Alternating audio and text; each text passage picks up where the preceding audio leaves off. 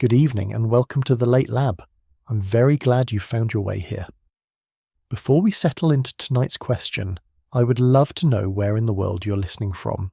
Perhaps you're tucked beneath a duvet, watching rain move across a dark window, travelling home on a nearly empty train, or sitting beside a cup of tea that has already gone slightly colder than planned. Wherever you are, I hope the room feels peaceful, the day has loosened its grip, and you can allow your thoughts to wander without needing to hurry anywhere.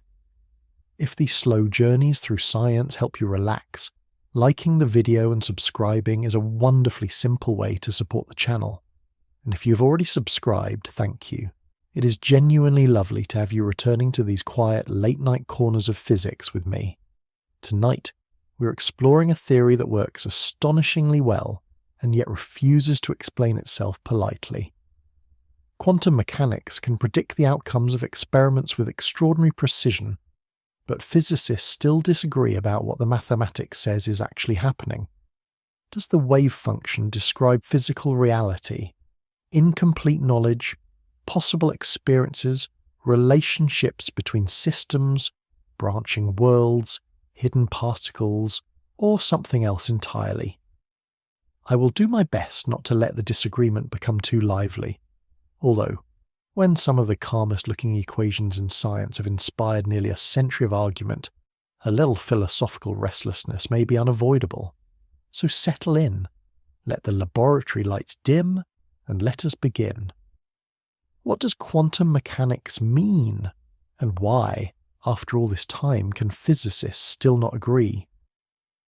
Quantum mechanics presents us with one of the strangest situations in the history of science. It is a theory of astonishing precision, tested in laboratories across the world and built into much of the technology surrounding us. Yet physicists still do not agree about what the theory says reality is actually doing. The mathematics works. That part is not seriously disputed.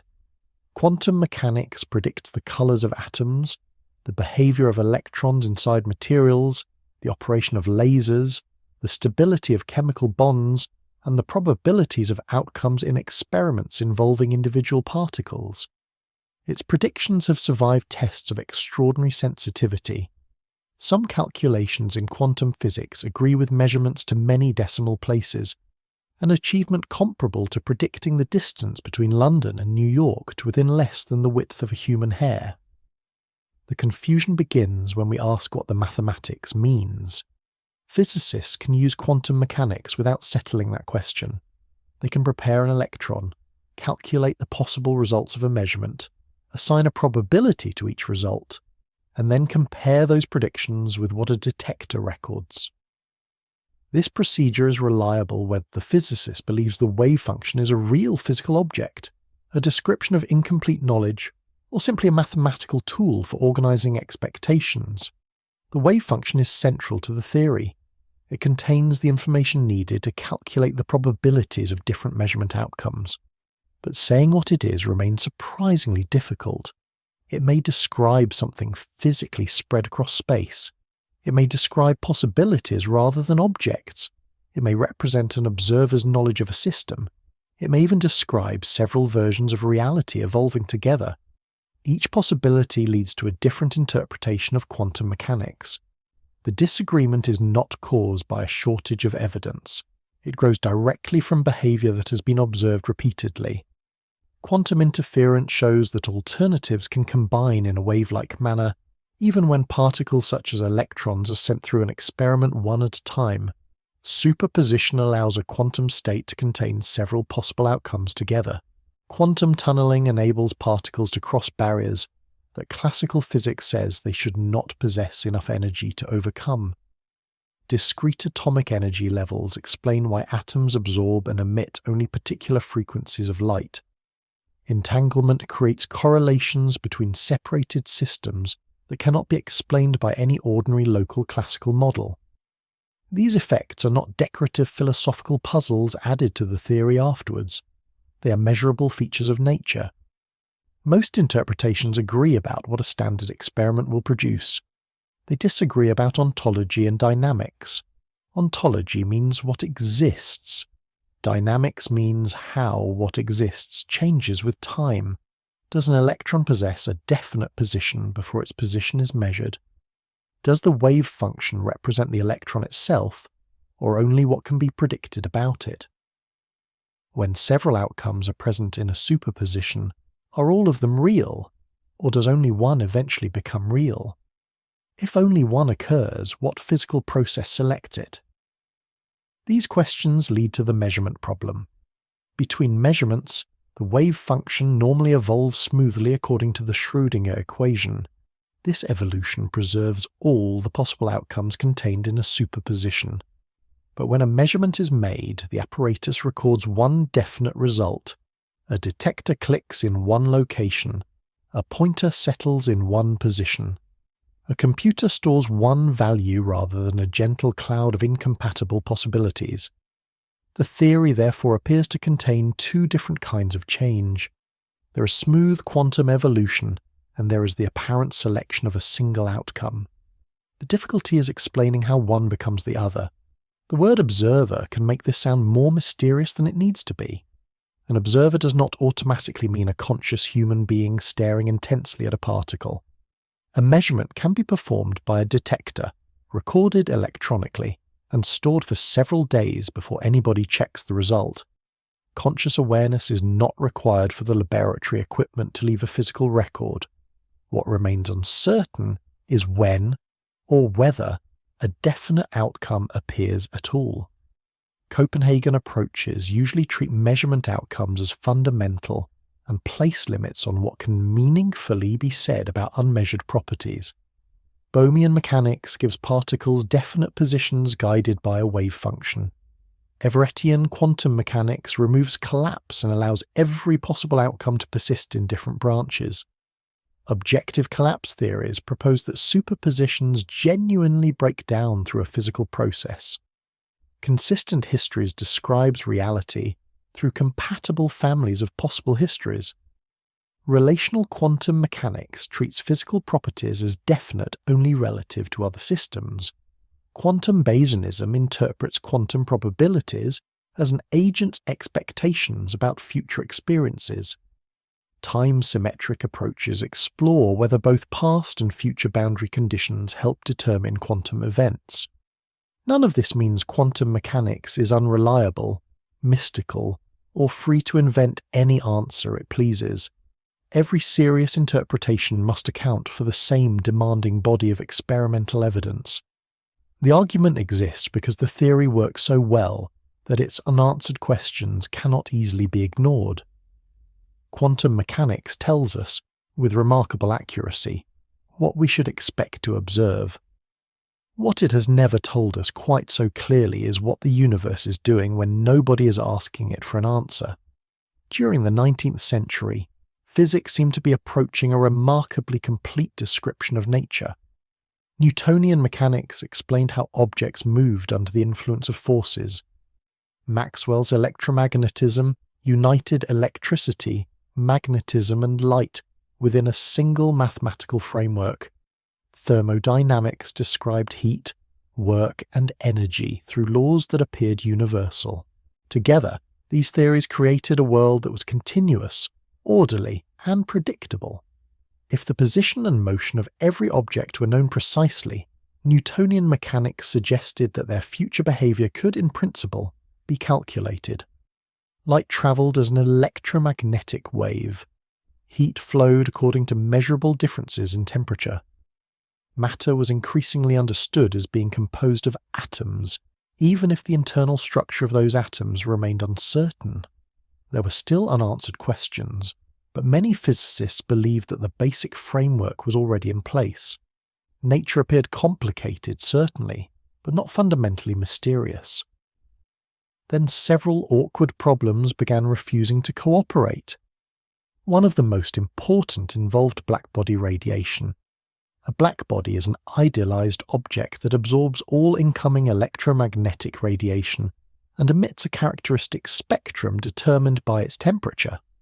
Real objects, including hot metal, stars, and glowing furnace walls, can approximate this behavior. Experiments showed that a warm object emits radiation, across a range of frequencies. As its temperature rises, the total amount of radiation increases and the brightest part of the spectrum shifts towards shorter wavelengths. This is why a heated piece of metal first glows dull red, then orange, and eventually approaches white. Classical physics could describe the lower frequency part of this spectrum reasonably well. At high frequencies, however, the calculations failed spectacularly. The classical Rayleigh-Jeans law predicted that each possible electromagnetic mode inside a cavity should receive a share of thermal energy. Because the number of available modes increases without limit at shorter wavelengths, the predicted energy also rose without limit. According to the calculation, an ordinary warm object should pour out an infinite amount of ultraviolet radiation. This obviously did not happen. The failure became known as the ultraviolet catastrophe, although the name was coined later. The catastrophe belonged to the theory, fortunately, rather than to anyone standing beside a warm oven.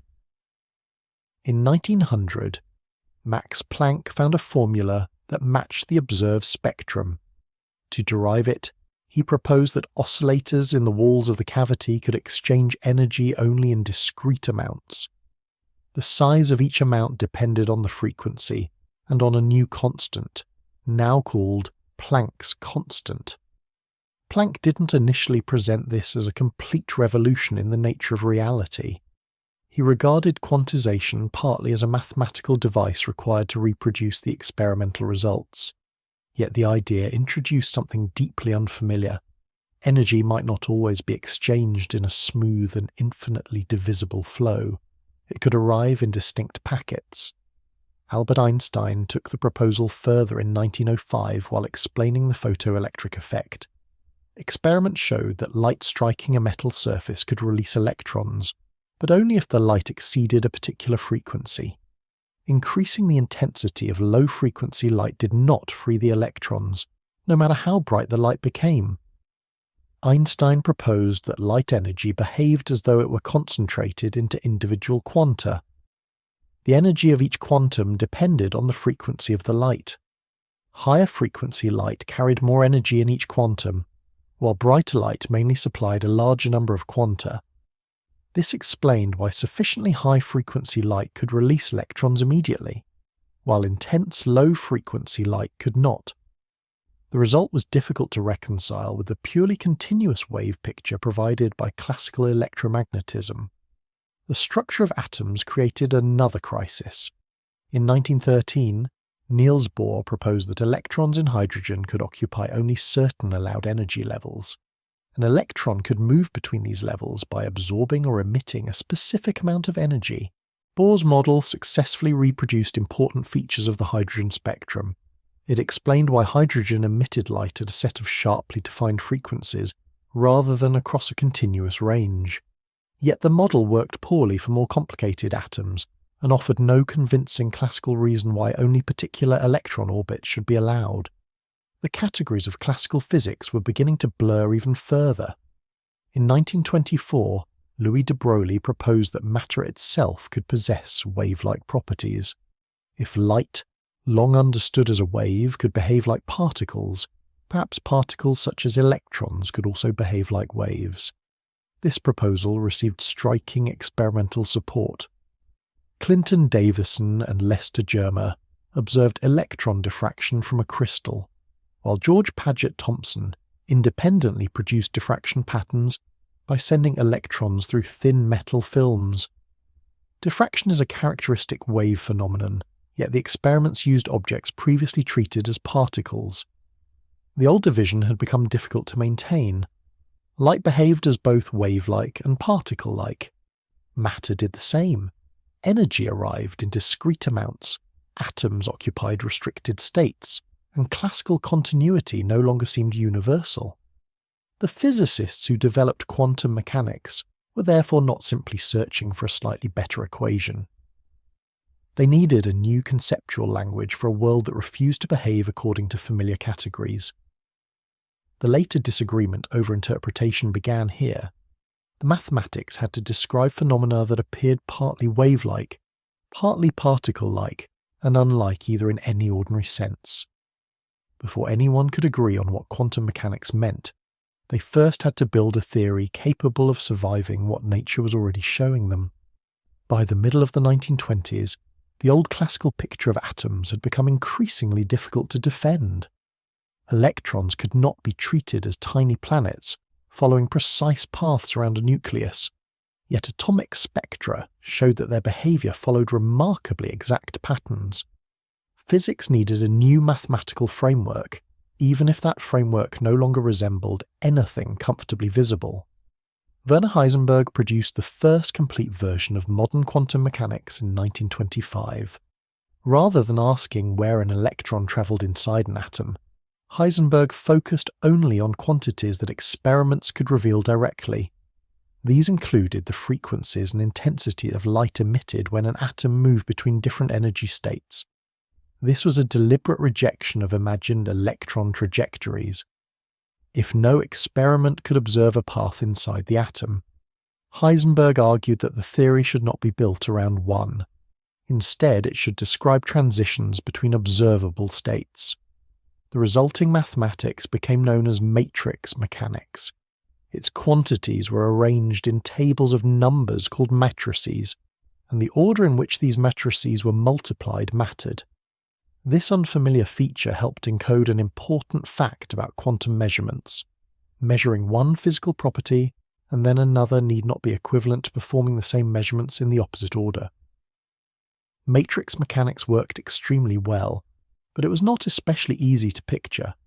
Even many talented physicists found it rather severe. Nature had apparently chosen to express itself through large tables of numbers, which was technically impressive, but not particularly considerate. In 1926, Erwin Schrödinger introduced a very different-looking formulation called wave mechanics. Inspired partly by Louis de Broglie's proposal that matter possessed wave-like properties, Schrödinger described quantum systems using a mathematical wave function. His theory appeared more intuitive because waves were already familiar from water, sound, and light. The wave function could spread, overlap, and interfere, producing patterns that seemed capable of explaining the behaviour of electrons in atoms. However, the resemblance to an ordinary material wave was limited. A water wave moves through water, and a sound wave consists of pressure changes in air or another medium. The quantum wave function did not clearly describe a physical substance vibrating in ordinary space. For a single particle, the wave function can often be represented as depending on 3 spatial coordinates. For several particles, however, the combined wave function depends on the possible positions of all of them simultaneously. A system containing 2 particles requires 6 spatial coordinates in its mathematical description. 3 particles require 9. The wave function therefore belongs naturally to an abstract space of possible configurations rather than simply filling the familiar room around us. Schrödinger initially hoped that his waves might provide a continuous physical picture of matter, yet the meaning of the wave function remained uncertain. Despite their dramatic differences, Schrödinger's wave mechanics and Heisenberg's matrix mechanics were soon shown to be mathematically equivalent.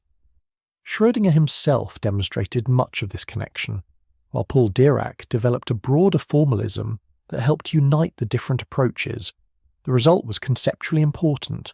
2 theories could look almost unrelated and still generate the same predictions. One spoke in matrices and transitions, the other spoke in wave functions and differential equations. Beneath the surface, both encoded the same quantum structure. The next crucial step came from Max Born. In 1926, Born proposed that the wave function should not usually be interpreted as a material wave. Instead, its squared magnitude determines the probability distribution for possible measurement outcomes. A quantum amplitude can contain both size and phase. The size contributes to the probability of an outcome, while the phase allows amplitudes to reinforce or cancel one another through interference. The probability itself appears only after the magnitude of the amplitude is squared. This interpretation transformed the wave function into a tool for predicting possibilities. It did not generally say where a particle definitely was before measurement. It said how likely different outcomes would be if a particular measurement were performed. During the following years, John von Neumann and other mathematicians placed quantum mechanics into the more systematic language of Hilbert space. A Hilbert space is an abstract mathematical space in which quantum states can be represented as vectors. A quantum state describes the information used to predict the possible results of measurements. Physical quantities such as position, momentum, and energy are represented by mathematical objects called operators. An operator acts on a quantum state and connects it with the values that a measurement may return. Those allowed values are called eigenvalues. The associated states are called eigenstates. If a system is already in an eigenstate of a particular observable, a measurement of that observable produces the corresponding eigenvalue with certainty. Quantum states can also be combined through superposition. A superposition is a linear combination of different possible states, with each state carrying its own quantum amplitude. This is not merely the same as ordinary ignorance. A hidden playing card placed face down is already one particular card, even if nobody knows which one it is. A genuine quantum superposition can produce interference between alternatives. The components behave as parts of one combined state until an interaction or measurement creates a definite recorded result. Between measurements, the wave function evolves according to the Schrödinger equation. This evolution is continuous and deterministic. Once the initial wave function and the physical conditions are specified, the equation determines how the state develops with time. The probabilities appear when the state is connected with possible measurement outcomes. This creates the peculiar structure at the heart of quantum mechanics, smooth and predictable evolution of the wave function, followed by individual results that occur probabilistically. The formalism proved extraordinarily successful. It explained atomic spectra, chemical bonding, the structure of solids, and many phenomena that classical physics could not describe. Yet success did not settle meaning. The mathematics showed how the wave function changes and how probabilities are calculated. It did not clearly reveal whether the wave function was a physical object, a catalogue of possibilities, a description of knowledge, or something for which ordinary language had not yet found the proper name. The wave function sits at the centre of quantum mechanics, quietly carrying almost everything the theory needs in order to make predictions. Once the wave function of a system is known, physicists can use it to calculate the probabilities of different measurement outcomes. It may reveal where a particle is likely to be detected, which energy level an atom may occupy, or how strongly different possible results can interfere. This practical definition is clear and extremely useful. It still leaves a much deeper question unanswered. What is the wave function physically?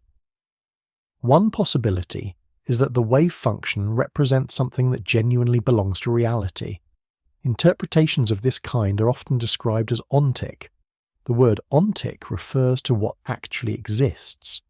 From this perspective, the wave function may be a real component of the physical world, even if it is unlike any familiar material object.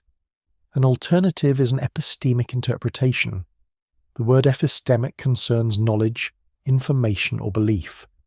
According to this broad family of views, the wave function may describe what an observer knows, expects, or can predict about a system, rather than providing a complete picture of the system itself. The difference is substantial. A weather forecast is not the weather.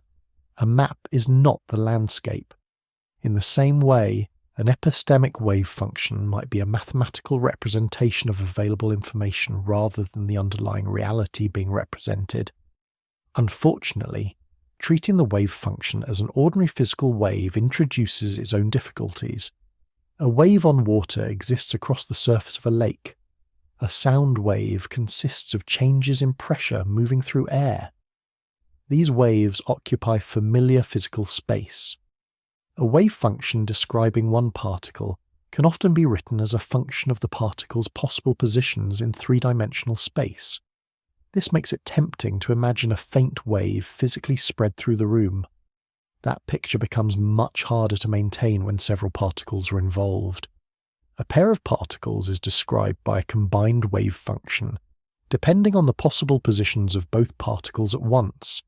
3 spatial coordinates are needed for the first particle and another 3 for the second. The full wave function therefore occupies a 6-dimensional configuration space. 3 particles require 9 spatial coordinates, and the number continues to grow.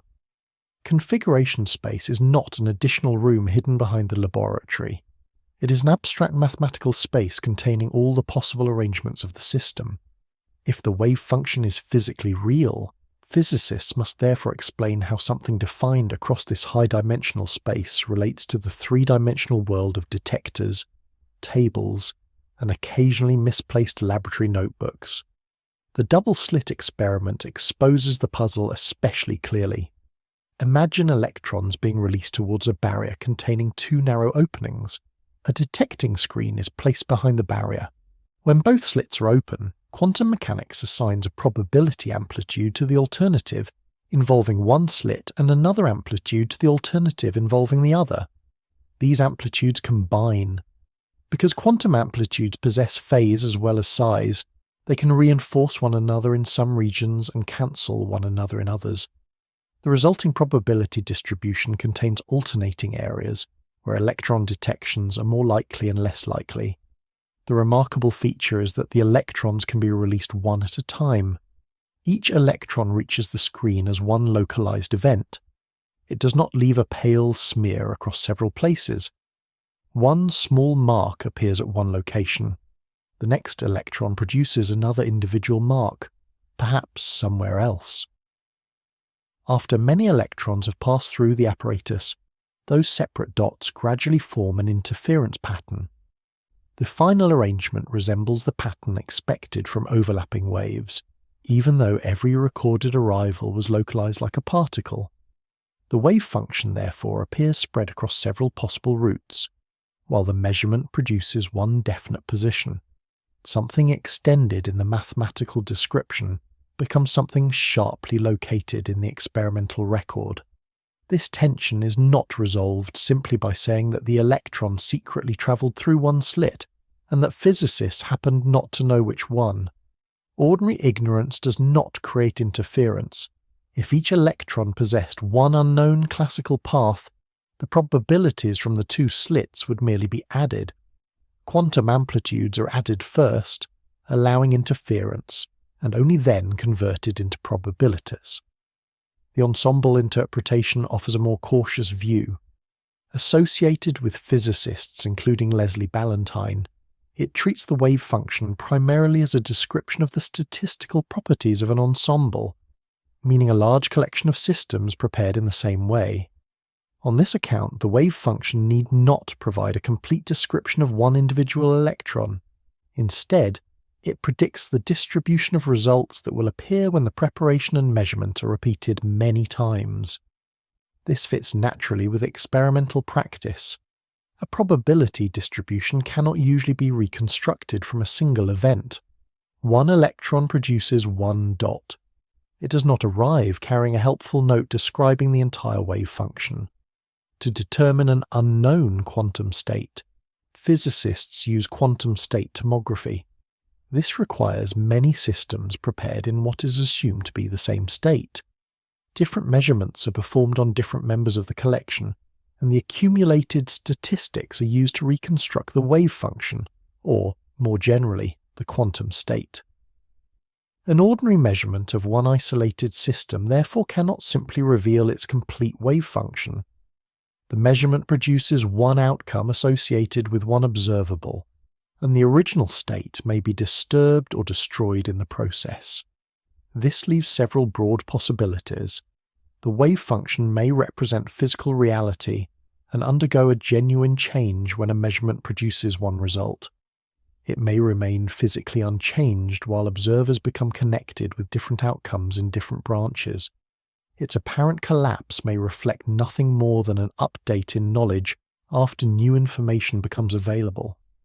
Or the wave function may describe only the statistics of repeated preparations and never have been intended as the complete state of an individual object.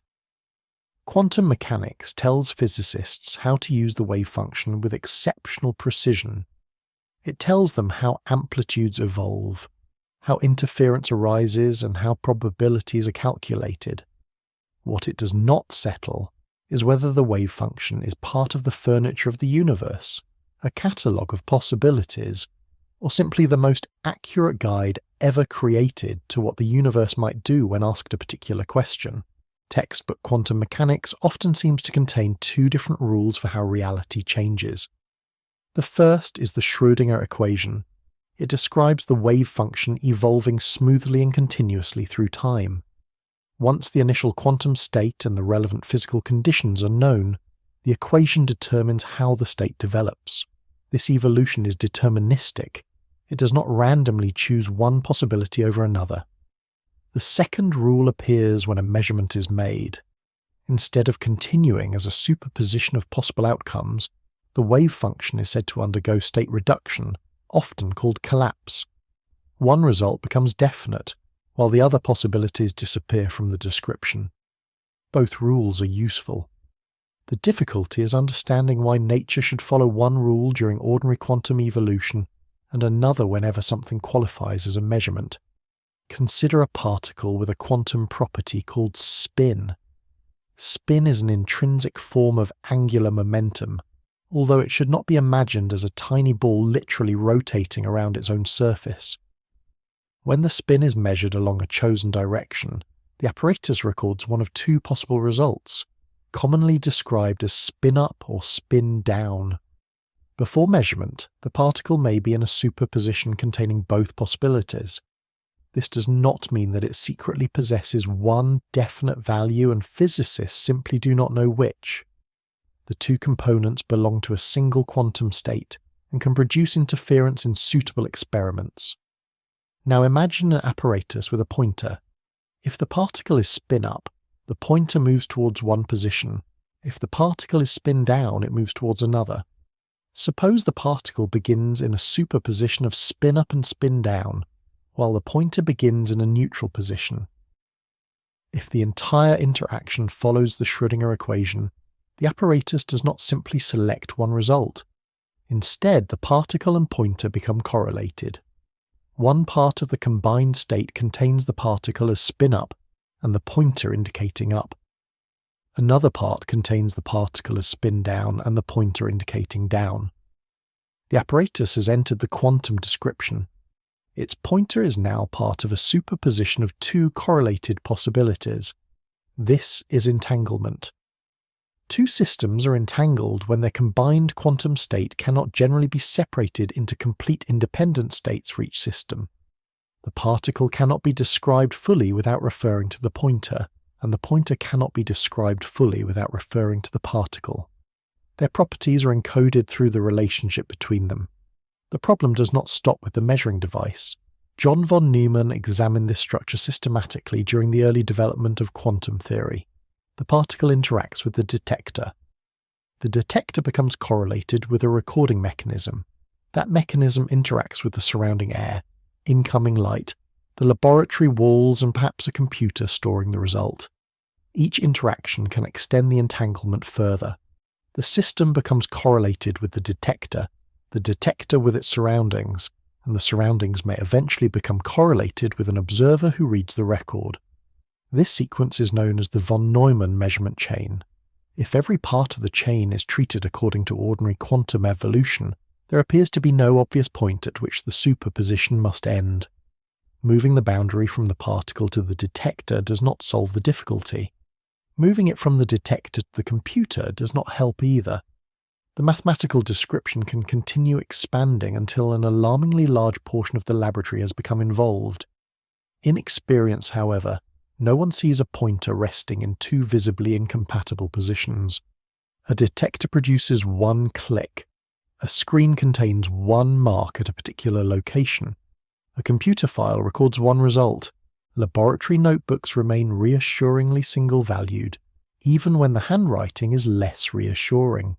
This is the problem of definite outcomes.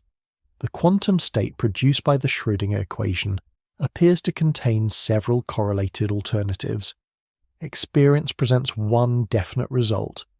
The measurement problem asks how, when, or whether the transition between those descriptions occurs. There are really several connected problems hidden inside this larger question. The preferred basis problem asks why measurements produce stable outcomes in particular classical-looking states. A pointer could mathematically be described using many different combinations of positions. Yet real apparatuses settle into recognizable states such as pointing left or pointing right. Rather than bizarre combinations of both, interactions with the environment help explain why certain states are stable and why interference between macroscopic alternatives becomes extremely difficult to observe. This process is called decoherence. It identifies the kinds of records that behave classically, but it does not automatically explain why only one record is experienced. That is the outcome problem. Even after the possible outcomes have been separated into stable branches, the mathematics may still retain every branch. Why does an observer encounter only one of them? Does one outcome become physically real while the others vanish? Do all outcomes persist in different branches? Was the wave function merely representing incomplete information from the beginning? Eugene Wigner sharpened the problem with a thought experiment involving an observer inside a sealed laboratory. Wigner's friend performs a quantum measurement and records a definite result. From the friend's perspective, the experiment has ended with one outcome. Wigner remains outside and does not yet know what happened. If Wigner treats the entire sealed laboratory as a quantum system, he may assign a superposition containing the friend seeing one result and the friend seeing the other. The friend describes a definite fact. Wigner describes a combined quantum state containing several possibilities. Both descriptions appear to follow the theory from their respective positions. This raises an uncomfortable question. When did the outcome become definite? Was it definite for the friend but not for Wigner? Did collapse occur when the detector responded, when the friend became aware of the result, or only when Wigner opened the laboratory?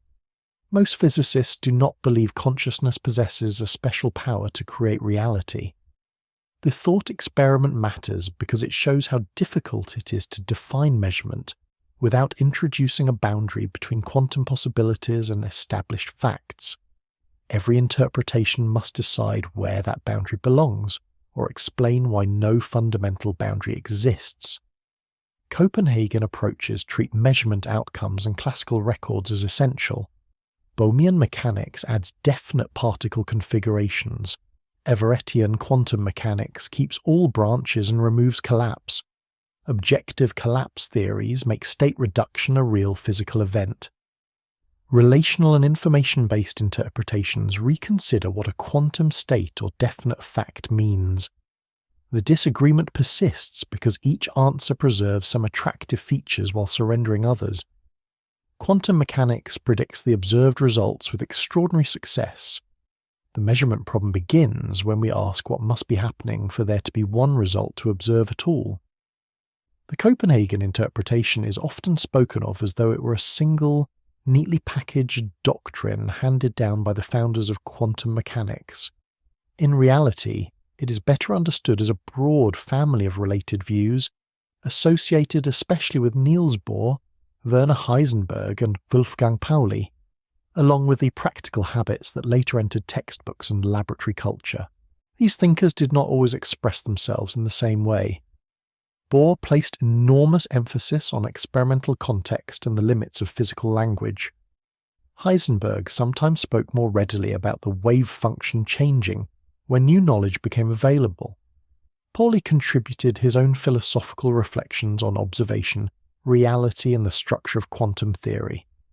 Later authors often combined parts of these positions into a simplified version that none of the original figures would necessarily have endorsed word for word.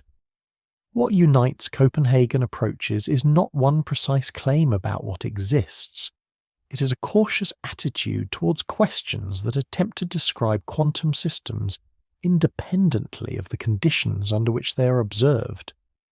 Bohr's principle of complementarity is central to this attitude. A quantum object can display behavior associated with waves in one experimental arrangement and behavior associated with particles in another. An electron passing through two open slits can produce an interference pattern which reveals wave-like behavior. If the apparatus is altered to determine which slit the electron passes through, the interference disappears and the electron is recorded along a definite route. These descriptions are mutually exclusive because the experimental conditions required to reveal them cannot be fully realized at the same time. Yet Bohr argued that both are necessary for a complete account of quantum phenomena.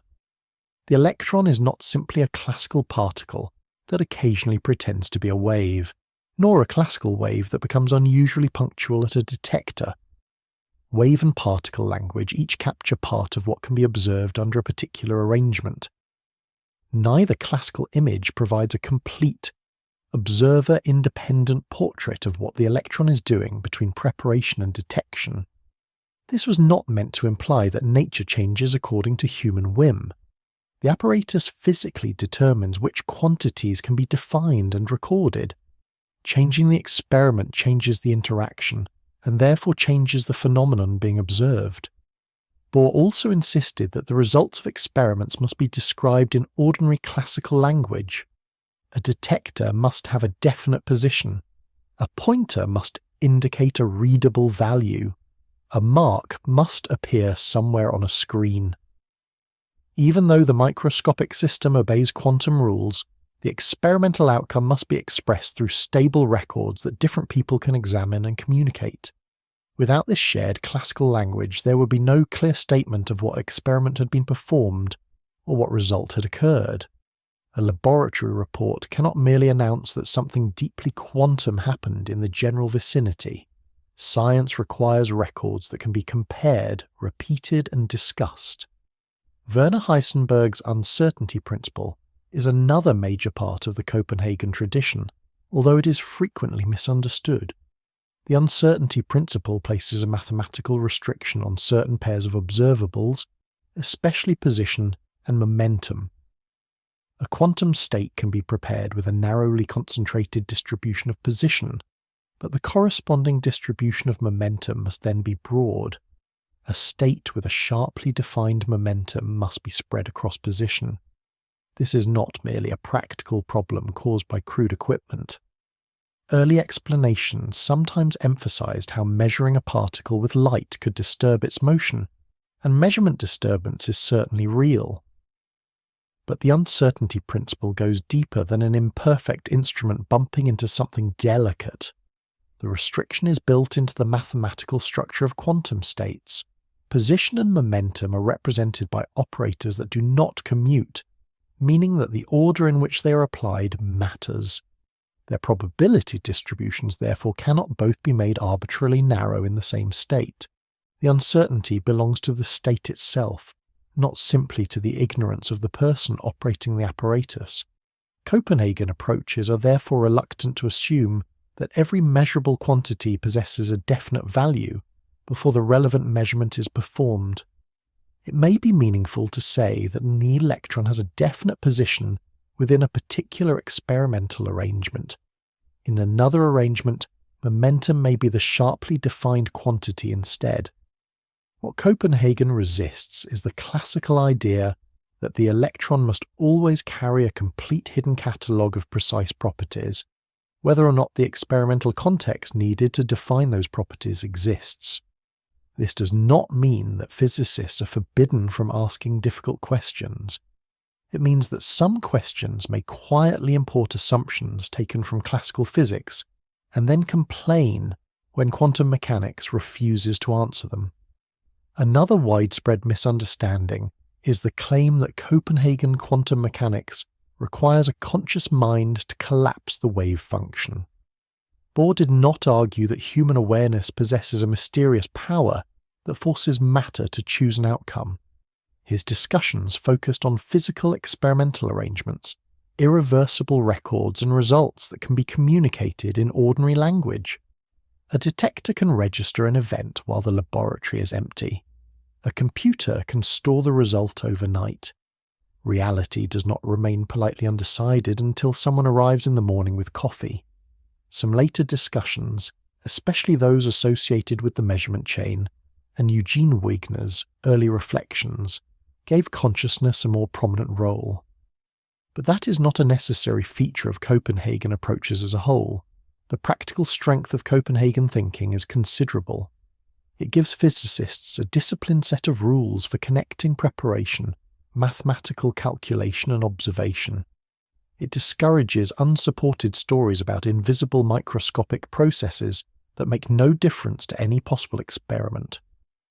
For working scientists, this restraint can be extremely useful. Calculate the wave function, identify the possible measurements, apply the Born probability rule, and compare the results with observation. The procedure has produced some of the most accurate predictions in science. The weakness is that the interpretation can seem to rely on concepts it never fully defines. What exactly counts as a measurement? How large must an apparatus become before it is described classically? If atoms, detectors, laboratories, and observers are all made from quantum matter, why should any part of the chain obey fundamentally different rules? Bohr treated the distinction between the quantum system and the classical experimental context as necessary for describing phenomena. Critics argue that this division appears movable and incomplete if quantum mechanics is supposed to describe the entire physical universe.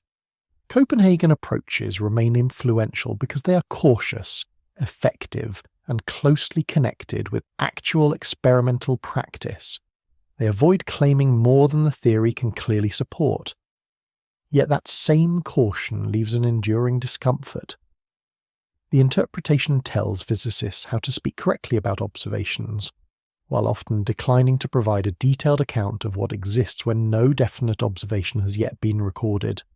For some, that is intellectual discipline. For others, it is the measurement problem wearing a very respectable laboratory coat. Albert Einstein was never simply an opponent of quantum mechanics. He helped create it. His explanation of the photoelectric effect gave powerful support to the idea that light exchanges energy in discrete quanta. His studies of radiation, atomic transitions, and quantum statistics shaped the emerging theory at several crucial stages. Einstein understood the mathematical success of quantum mechanics as clearly as anyone. What troubled him was not its ability to predict experiments. It was the possibility that the theory did not provide a complete description of an individual physical system. Quantum mechanics often assigns probabilities to several possible outcomes without specifying which one will occur. Einstein suspected that these probabilities might reflect missing information rather than an irreducibly uncertain world. In the same way that a weather forecast may be probabilistic because not every detail of the atmosphere is known, perhaps the quantum wave function described incomplete knowledge of a deeper physical reality. Niels Bohr disagreed. Their debates became one of the defining intellectual exchanges of 20th century physics. In 1935, Einstein joined Boris Podolsky and Nathan Rosen in publishing an argument intended to expose the incompleteness of quantum mechanics. The paper became known through the initials of its authors, but its full name matters: the Einstein, Podolsky and Rosen argument. Their reasoning began with a proposed criterion for physical reality. If the value of a physical quantity could be predicted with certainty without disturbing the system, they argued, then the quantity should correspond to an element of physical reality. An element of physical reality was meant to be something genuinely possessed by the system, whether or not anyone happened to measure it. The argument considered two particles that had interacted and then travelled far apart. Quantum mechanics could describe them using one shared wave function, even after they were separated by a great distance. Their properties were correlated through what Erwin Schrödinger would soon call entanglement. Imagine that the particles move in opposite directions. A measurement performed on the first particle can allow the experimenter to predict the result of a corresponding measurement on the second particle. Depending on which quantity is measured on the first particle, Quantum mechanics may allow a reliable prediction of either the distant particle's position or its momentum. The distant particle is not physically touched during this process. Einstein, Podolsky and Rosen combined this observation with locality. In the relevant historical sense, locality was the expectation that an action performed in one region should not instantly change the physical reality of a sufficiently distant region. This expectation was closely connected with Einstein's theory of relativity, according to which no usable influence or signal can travel through space faster than light. If the choice of measurement performed on the first particle cannot instantly alter the distant particle, then the second particle's corresponding property should already be real. The measurement merely allows the experimenter to predict it. Yet quantum mechanics does not normally assign simultaneous definite values to quantities such as position and momentum. The wave function instead provides probability distributions constrained by the uncertainty principle. Einstein, Podolsky and Rosen therefore argued that the wave function could not be a complete description of physical reality. The distant particle appeared to possess elements of reality that the quantum state did not fully represent. Their conclusion was not that quantum mechanics had made incorrect predictions. It was that some deeper theory might eventually explain those predictions while restoring definite properties and locality. Einstein captured his discomfort with the idea of distant quantum influence through the phrase commonly translated as spooky action at a distance.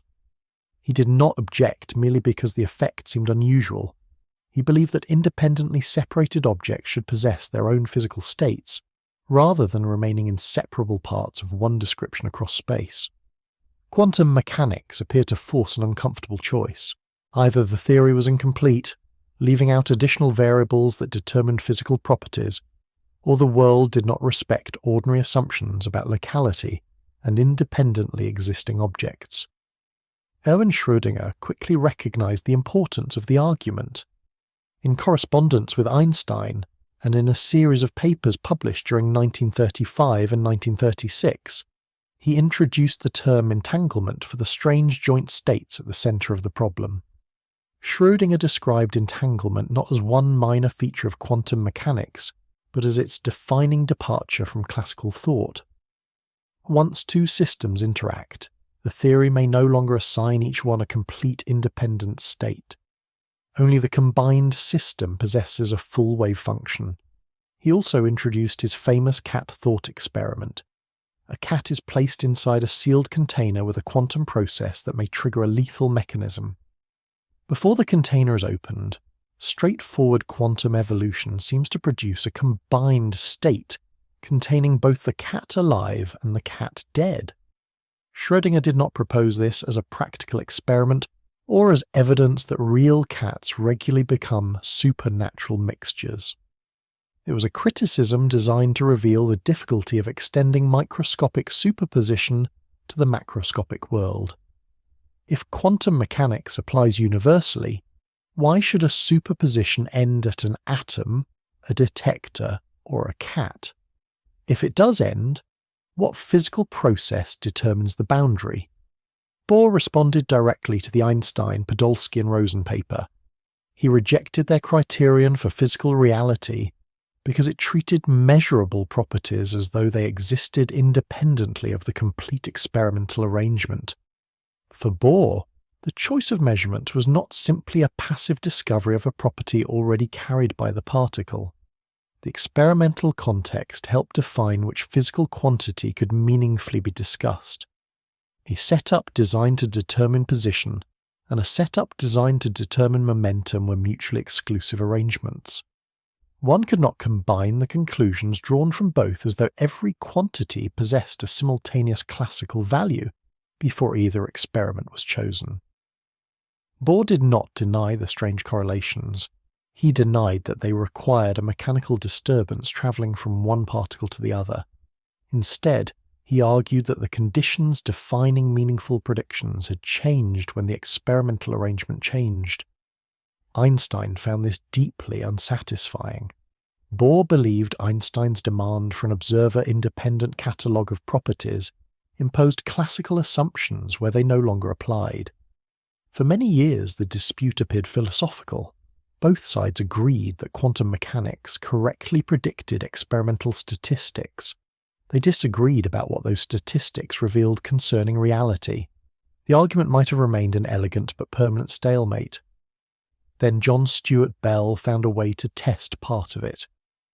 Bell showed that theories preserving a particular combination of locality and predetermined properties must obey measurable limits on the correlations between distant systems. Quantum mechanics predicted that entangled particles could exceed those limits. Einstein's objection had therefore identified more than an interpretational discomfort. It had exposed a precise fault line between quantum mechanics and deeply rooted assumptions about separate objects, definite properties, and local causes. The disagreement could finally leave the armchairs and enter the laboratory. For nearly 3 decades after the Einstein, Podolsky, and Rosen argument, the disagreement over entanglement remained difficult to test. Quantum mechanics predicted the strange correlations correctly, but Einstein's hope for a deeper local theory had not been eliminated. It was still possible to imagine that particles carried additional information hidden from the wavefunction, which quietly determined the results of future measurements. In 1964, the Northern Irish physicist John Stuart Bell discovered a way to separate these possibilities experimentally. Bell asked whether any theory based on local hidden variables could reproduce every prediction of quantum mechanics. Hidden variables are additional physical details that are not included in the ordinary wave function but determine or help determine the results of measurements. Locality means that the choice of measurement made in one sufficiently distant region cannot exert the relevant immediate causal influence on the outcome in another region. A local hidden variable model therefore imagines that 2 particles leave a common source carrying some shared set of instructions. Those instructions may be enormously complicated, and the experimenters may have no direct access to them. Yet once the particles are separated, each result must depend only on the local measurement setting and whatever information the particles carried from their shared past. At first, this sounds flexible enough to explain almost anything. Bell showed that it is not. He derived mathematical limits, now called Bell inequalities, that every locally causal hidden variable theory must obey. These limits restrict how strongly the measurement results from 2 distant systems can be correlated when the experimenters choose between different measurement settings. The logic can be understood without writing out the full inequality. Imagine that 2 distant observers repeatedly measure pairs of entangled particles. Each observer can choose among several detector settings, and every measurement produces one of 2 results. Later, the 2 lists of results are brought together and compared. If the particles left the source carrying prearranged local answers for every possible detector setting, the pattern of agreements and disagreements could vary, but only within a certain range. No clever local instruction sheet could exceed Bell's limit. Quantum mechanics predicts stronger correlations. The theory does not say that the 2 distant results are always identical. Instead, it predicts a precise pattern that depends on the relative choices of measurement settings. For certain combinations, the correlations violate the limits imposed by local hidden variable theories. This was a remarkable change in the argument. Einstein and Bohr had disagreed about the meaning of reality, locality, and measurement. Bell showed that part of this apparently philosophical dispute produced different experimental predictions.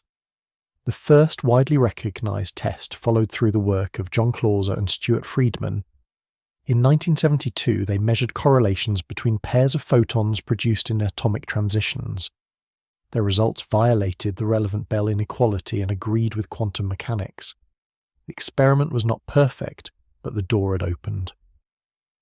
During the early 1980s, Alain Aspect and his colleagues in France performed a celebrated series of more refined Bell tests. One important experiment changed the measurement settings while the photons were already travelling towards the detectors. This made it more difficult to imagine that the particles could adjust their behaviour through an ordinary signal travelling from one measurement station to the other. Later experiments increased the separation between detectors, improved the randomness of measurement choices, and used more efficient equipment. Anton Zeilinger and numerous research groups extended entanglement experiments over distances ranging from laboratory benches to many kilometers. Bell tests have since been performed with photons, electrons, atoms, and other physical systems. The results have repeatedly agreed with quantum mechanics. Even so, experimental physicists had to confront several loopholes. The detection loophole arises when a large fraction of the emitted particles are not detected. If the detected sample is not representative of the whole collection, a local hidden variable model might exploit the missing events to imitate a quantum violation. The locality loophole concerns whether information could travel between the measurement stations during the experiment. To constrain this possibility, the settings must be selected and the outcomes recorded quickly enough, and the stations must be sufficiently far apart that no signal travelling at or below the speed of light could connect the relevant events. Another issue involves freedom of choice, sometimes called measurement independence. Bell's reasoning assumes that the choices of detector settings are not secretly correlated with the hidden variables carried by the particles. If the source and the setting choices share carefully arranged prior causes, the usual conclusion may be avoided. Beginning especially in the 21st century, increasingly sophisticated experiments close the major detection and locality loopholes within the same tests. Researchers used efficient detectors, rapidly changing settings, and carefully arranged space-like separation between important events. Other experiments selected settings using distant astronomical sources, including stars and quasars, pushing any proposed common cause far into the past. No experiment can remove every logically imaginable loophole. Science rarely offers that particular luxury. However, the remaining alternatives require increasingly unusual assumptions, often involving highly coordinated correlations extending far beyond the experimental apparatus. Bell's theorem is powerful, but it is frequently described too loosely. It does not prove that every hidden variable theory is impossible. Bohmian mechanics is a hidden variable theory, and it reproduces the predictions of ordinary non-relativistic quantum mechanics. It survives because it is explicitly non-local. The motion of one particle can depend on the configuration of distant entangled systems through the guiding wave function. Bell's theorem also does not demonstrate that useful messages travel faster than light. Entangled particles produce correlations that become visible when the results are later compared, but an observer cannot freely control an individual quantum result. One laboratory cannot choose its outcome and use entanglement alone to send a readable message instantly to the other. The theorem does not show that consciousness creates distant reality either. Photodetectors, random setting generators, and automatic recording devices perform Bell tests perfectly well without anyone gazing thoughtfully at each particle. What Bell's work rules out is a broad and appealing combination of assumptions. Nature cannot be described by any theory in which measurement results arise from local causes, and the relevant outcomes are determined by pre-existing variables in the ordinary Bell framework. Different interpretations respond by surrendering different parts of the classical picture. Bohmian mechanics accepts non-local dynamics. Copenhagen approaches question whether unmeasured properties possess definite values. Everettian quantum mechanics retains universal wavefunction, evolution, and places the different outcomes in separate branches. Relational interpretations reconsider whether properties are absolute. Other approaches examine contextuality, retrocausality, superdeterminism, or the meaning of quantum probability itself. Bell therefore did not choose one interpretation of quantum mechanics. He narrowed the field of acceptable explanations. The world revealed by experiment cannot preserve every familiar idea about local causes, independent objects, and predetermined properties at once. Something must give. Physicists still disagree about which assumption should be released most gently. The world described by quantum mechanics permits superpositions, interference, and entanglement.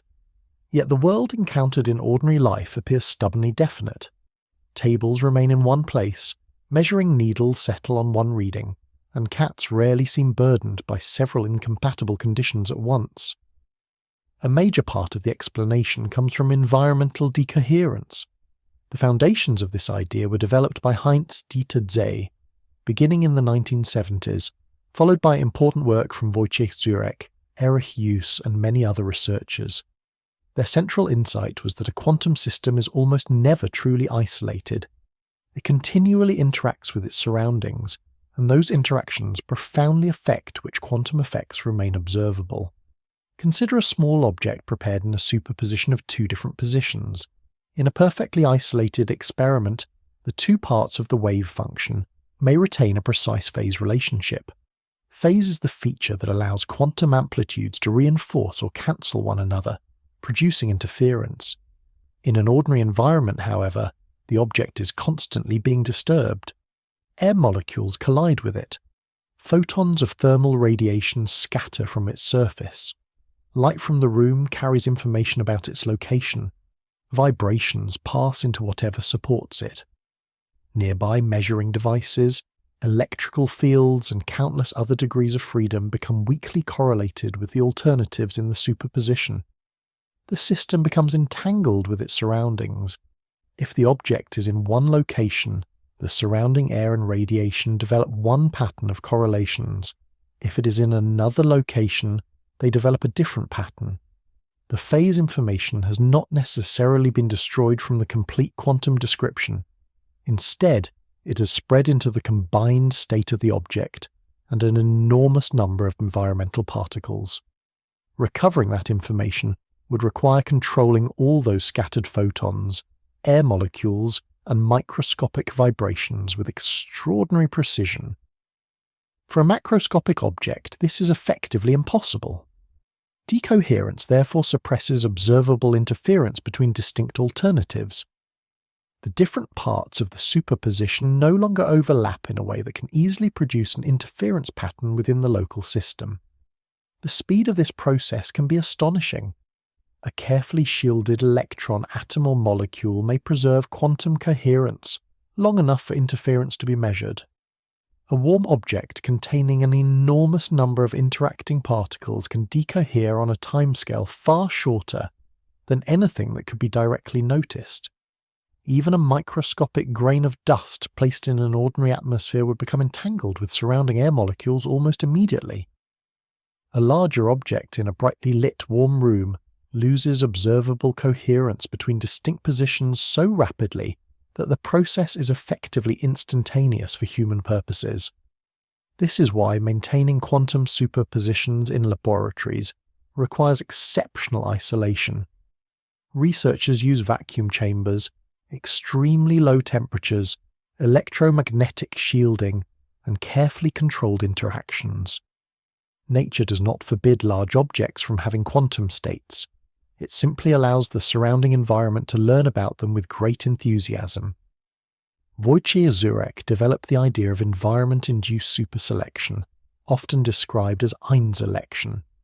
The environment does not treat every possible state equally.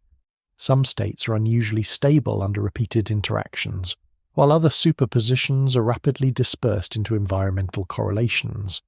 The stable states are known as pointer states. The name comes from the pointer of a measuring instrument. A pointer in a definite position can remain correlated with a recorded outcome even while interacting with the environment. A delicate superposition of two visibly different pointer positions is far less stable. Environmental interactions rapidly suppress interference between those alternatives. Pointer states are therefore the states that leave durable, repeatable records. They tend to resemble the definite positions, trajectories, and readings familiar from classical physics. Decoherence helps explain why the macroscopic world is organized around these classical-looking alternatives, rather than arbitrary combinations of them. Schrödinger's cat offers a dramatic illustration. Suppose the cat becomes entangled with a quantum event, producing one branch in which the cat is alive and another in which it is dead.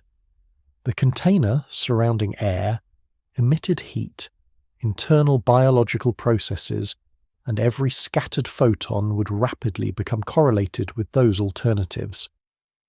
An observer examining only the cat would no longer be able to detect interference between the alive and dead components. Locally, the situation would behave like an ordinary probabilistic mixture. it would appear as though the cat were definitely alive or definitely dead, with ignorance about which possibility had occurred. There is, however, an important mathematical distinction. An ordinary ensemble represents classical ignorance.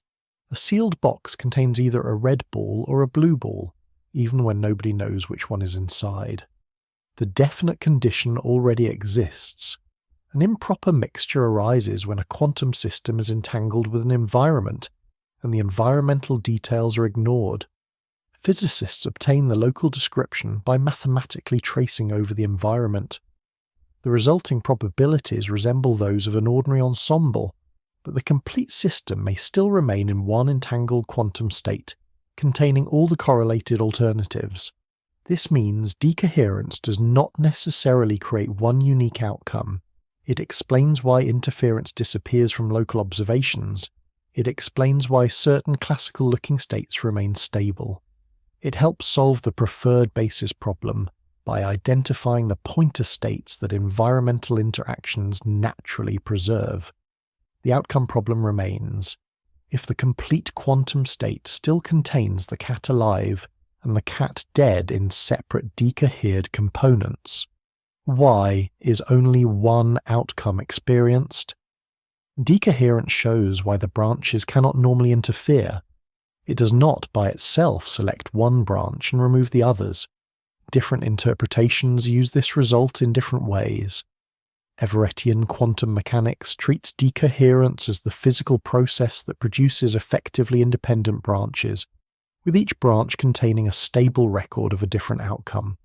Copenhagen approaches use decoherence to explain why measuring apparatuses produce robust classical records, while still treating definite outcomes as fundamental to measurement. Objective collapse theories accept environmental decoherence as real but insufficient. They add a separate physical collapse mechanism that genuinely selects one alternative. Bohmian mechanics uses decoherence to explain why empty branches of the wave function cease to affect the actual configuration occupied by particles. Decoherence has therefore clarified an enormous part of the transition from quantum behavior to classical appearance. It explains why superpositions are easy to preserve in carefully controlled microscopic systems, and almost impossible to observe in ordinary macroscopic objects. It does not make quantum mechanics classical. It explains why the quantum structure becomes hidden, with correlations spread across the environment. The familiar world looks definite not because quantum possibilities were never present, but because almost everything around us is constantly recording them. Bohmian mechanics offers one of the clearest and most unusual answers to the question of what quantum mechanics might mean. It proposes that particles really do possess definite positions, even when ordinary quantum theory describes only a spread of possibilities. The basic idea began with Louis de Broglie. During the 1920s, de Broglie suggested that a particle could be guided by an accompanying wave. The particle would remain a localized object following a real path, while the wave would spread through space and influence its motion. De Broglie presented this pilot wave theory at the Solvay conference in 1927. The proposal attracted some interest, but it was soon overshadowed by the emerging Copenhagen interpretation. For many years, the idea received relatively little attention. David Bohm revived and developed it in 1952. Bohm showed that a deterministic hidden variable theory could reproduce the standard predictions of ordinary non-relativistic quantum mechanics. The phrase hidden variable refers here to information not fully contained in the usual quantum state. In Bohmian mechanics, the most important additional facts are the actual positions of particles. An electron always has a definite position. A proton always has a definite position. These particles follow continuous trajectories through space rather than existing only as clouds of possible locations. The wave function remains essential. It evolves according to the Schrödinger equation and guides the motion of the particles. The theory therefore contains two basic elements: the wave function and the actual configuration of particles. This is its ontology, meaning its account of what physically exists. The particles provide definite matter in definite locations. The wave function determines how those positions change with time, through what is called the guiding equation. The result is deterministic. Once the complete wave function and the exact initial positions of all particles are specified, their future trajectories are fixed. This does not mean that observers can predict every result with certainty. The exact initial particle positions are normally unknown. Bohmian mechanics assumes that systems prepared with a particular wave function usually possess a statistical distribution of positions matching the Born rule. This condition is called quantum equilibrium. The Born rule assigns probabilities according to the squared magnitude of the wave function. In ordinary quantum mechanics, it tells physicists how likely different measurement outcomes are. In Bohmian mechanics, it describes the typical distribution of actual particle configurations across an ensemble of similarly prepared systems. Observers cannot normally know the initial positions more precisely than this distribution allows. Any attempt to measure them is itself a physical interaction governed by the same theory. The unknown configuration therefore remains effectively hidden, even though the particles always possess definite positions. This is similar in spirit to classical statistical mechanics, where the exact motions of every molecule may be unknown, even though each molecule is assumed to have a definite position and velocity. The quantum case is more restrictive, however, because the wave function governs both the dynamics and the accessible statistical information. The double-slit experiment provides a useful illustration. An electron approaches a barrier containing two openings. In Bohmian mechanics, the electron itself passes through one slit and follows one continuous trajectory. It is never literally divided into two half-electrons, which is probably a relief to the electron. The guiding wave behaves differently. The wave function spreads through the experimental arrangement and passes through both open slits. The two parts of the wave interfere beyond the barrier, creating a structured pattern within the guiding field. The electron responds to this pattern. Its trajectory bends according to the form of the wave function, eventually reaching one definite location on the detecting screen. Each electron follows one path and produces one localized mark. Across many repetitions, the initial particle positions vary according to quantum equilibrium. The resulting trajectories accumulate into the familiar interference pattern predicted by ordinary quantum mechanics. If one slit is closed, the wave function changes, and so do the possible particle trajectories. If an apparatus detects which slit the electron passes through, the electron becomes entangled with that apparatus. The interference pattern disappears because the relevant branches of the wave function no longer guide the particle in the same coherent way. Bohmian mechanics therefore preserves both definite paths and wave-like interference. The particle travels through one slit, while the guiding wave explores the full arrangement. Measurement is also treated differently from standard textbook accounts. There is no fundamental collapse of the wave function. The complete wave function continues evolving, according to the Schrödinger equation. During a measurement, the system becomes entangled with the measuring apparatus and its environment. Different branches of the wave function correspond to different possible results. The actual particle configuration, including the particles making up the detector and observer, occupies only one of those branches. The other branches remain mathematically present, but once decoherence separates them, they no longer influence the actual configuration in ordinary circumstances. This produces an effective collapse. From inside the occupied branch, one definite result appears. A pointer indicates one value, a screen contains one mark, and an observer records one outcome. No additional measurement law is required to select it. The definite particle configuration already determines which branch contains the actual apparatus and observer.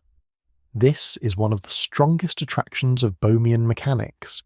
It gives a precise account of measurement without treating observers as special and without adding a separate collapse process. Its clarity comes with a significant cost. Bohmian mechanics is explicitly non-local.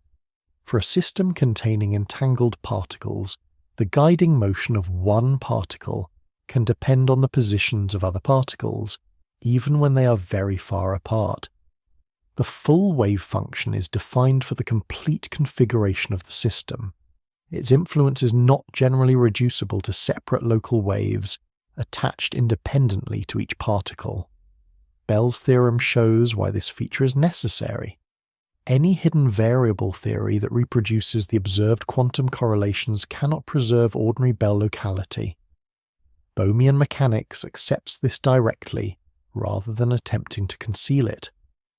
The theory still does not allow controllable messages to be sent faster than light. Observers cannot manipulate hidden particle positions with sufficient precision to use the non-local connection as an instant communication device. Nevertheless, the underlying dynamics does not respect the classical idea that distant systems evolve entirely independently. Further challenges appear when Bohmian mechanics is extended beyond ordinary non-relativistic particles. Special relativity does not provide one universal definition of simultaneity, yet the non-local guiding dynamics appears to connect distant configurations at a shared time. Relativistic Bohmian models have been developed, but they often require additional mathematical structures or carefully defined space-time relationships. Quantum field theory introduces further complications because particles can be created and destroyed. Some Bohmian approaches introduce genuine creation and annihilation events. Others treat fields rather than particles as the basic guided entities. Several workable formulations exist, but there is no single, universally accepted extension covering every situation. The wave function also raises an ontological puzzle of its own. For many particles, it is defined on a high-dimensional configuration space rather than ordinary three-dimensional space. If it is physically real, what kind of object is it, and how does it guide particles in the world we directly experience? Bohmian mechanics therefore replaces one mystery with a very explicit structure. Particles have positions, they follow trajectories, measurements produce definite results. The dynamics is deterministic. In return, the theory accepts a non-local guiding law and a wave function whose physical status remains unusual. It demonstrates that quantum probabilities do not logically require fundamental randomness, and that definite particle paths are still possible. But preserving those familiar features means abandoning the equally familiar classical idea that distant objects must always evolve through purely local influences.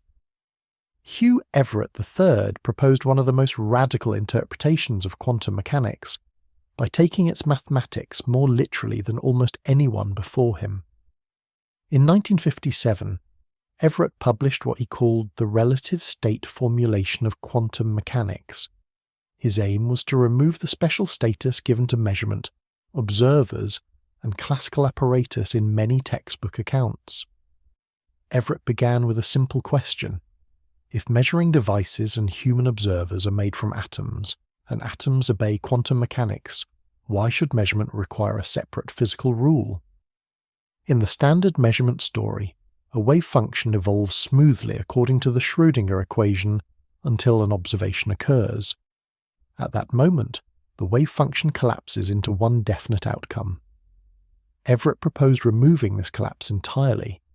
The Schrödinger equation would apply universally, at every scale and at every moment. Electrons, detectors, laboratories, observers, and the wider universe would all evolve according to the same continuous quantum law. This creates an unfamiliar account of measurement. Imagine a particle prepared in a superposition of spin up and spin down. An observer measures its spin using a suitable apparatus. Ordinary quantum evolution causes the particle, apparatus, and observer to become entangled. One part of the resulting state contains the particle as spin up, the apparatus recording spin up, and the observer seeing spin up. Another part contains the particle as spin down, the apparatus recording spin down, and the observer seeing spin down. No additional law selects one component and destroys the other. Both correlations remain within the universal wave function. Each version of the observer has a perfectly definite experience. The observer correlated with spin-up sees only the apparatus displaying spin-up. The observer correlated with spin down sees only the other result. Neither encounters a blurred instrument, or feels divided between incompatible experiences. The result is relative to the state of the observer.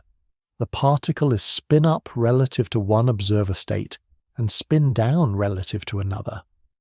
This is why Everett originally spoke of relative states rather than many worlds.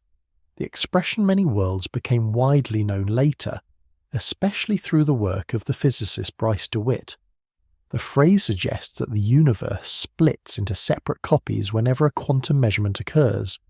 That image is useful up to a point, but it can also be misleading. Modern Everettian interpretations do not usually describe a sudden physical blade slicing one universe into two at a precisely defined instant. Instead, they describe branches emerging gradually within the universal wave function, as interactions and decoherence make different macroscopic alternatives evolve independently. Decoherence is essential to this account.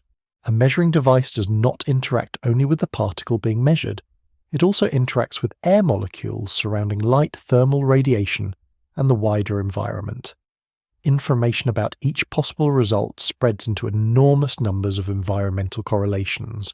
The branch containing one pointer position becomes entangled with one environmental record. The branch containing the other pointer position becomes entangled with a different record. Interference between these large-scale alternatives rapidly becomes practically impossible. The branches continue to exist within the total wave function, but they no longer influence one another in any observable ordinary circumstance. Each branch therefore develops an effectively independent history. It contains stable records, memories and objects arranged in a classical-looking world. This helps address the preferred basis problem. A quantum state can be mathematically rewritten in many different combinations, so it is not immediately obvious why the branches should correspond to familiar alternatives such as a pointer indicating left or right. Environmental decoherence selects states that remain stable under repeated interactions. These pointer states form durable records and behave approximately like classical objects. The resulting branches do not need perfectly sharp mathematical boundaries. A cloud does not require an exact edge to be a real and useful feature of the sky. In a similar way, an Everettian branch can be an emergent structure whose identity is approximate but physically robust. The interpretation still faces a serious problem involving probability. If every possible outcome occurs, what does it mean to say that one result is more likely than another? Before a measurement, an observer expects to become correlated with several future versions. If all of those versions exist, probability cannot simply mean that one outcome will occur while the others will not. It is also not enough to count branches. Branching is continuous, complex, and dependent on how the quantum state is described at a particular level of detail. There is no simple, unique number of worlds available for a cheerful piece of cosmic bookkeeping. Everettian physicists therefore attempt to derive or justify the Bohr rule through the mathematical weights of branches. The squared magnitude of each quantum amplitude gives the usual probability associated with that outcome. Several approaches have been developed. David Deutsch and David Wallace have used decision theory, arguing that a rational observer uncertain about future branches should make choices as though branch weights were ordinary probabilities. Wojciech Zurek has explored arguments based on symmetries of entangled states. Other researchers appeal to typicality, self-locating uncertainty, or long-run frequencies within branches. Supporters believe these arguments show why observers should expect experimental statistics governed by the Bohr rule. Critics argue that probability remains difficult to explain when every outcome is realized. The great attraction of Everettian quantum mechanics is its mathematical simplicity. It does not add hidden particle positions, spontaneous collapses, or a fundamental boundary between quantum systems and observers. The same Schrödinger evolution applies throughout the universe. This makes the interpretation especially appealing in quantum cosmology. If the whole universe has a wave function, there can be no external observer standing outside everything to collapse it. Everett's framework treats the universe as one closed quantum system without requiring such an observer. The simplicity of the dynamics comes with an extraordinary commitment about reality. The complete universal wave function must be treated as physically real, along with its vast branching structure. Every outcome with a non-zero amplitude persists in some branch, including countless alternatives differing through microscopic events and eventually through macroscopic histories. Some physicists regard this as an extravagant multiplication of worlds. Everettian supporters reply that the interpretation adds no new mathematics. The branches were already contained in the wave function, while collapse would require an extra law to remove them. The disagreement therefore depends partly on what kind of simplicity matters most. One may prefer a single mathematical law and accept many emergent realities, or one may prefer a single experienced world and accept collapse, hidden variables or limits on the meaning of the wave function. Everett's proposal does not make quantum mechanics less strange. It relocates the strangeness. Instead of asking how several possibilities collapse into one reality, it asks why an observer within one branch experiences only a small part of a much larger quantum reality that never collapsed at all. Objective collapse theories begin with a simple but ambitious proposal. Perhaps wave function collapse is not merely a bookkeeping rule used when a measurement occurs. Perhaps it's a genuine physical process built into nature. Ordinary quantum mechanics describes the wave function evolving continuously according to the Schrödinger equation.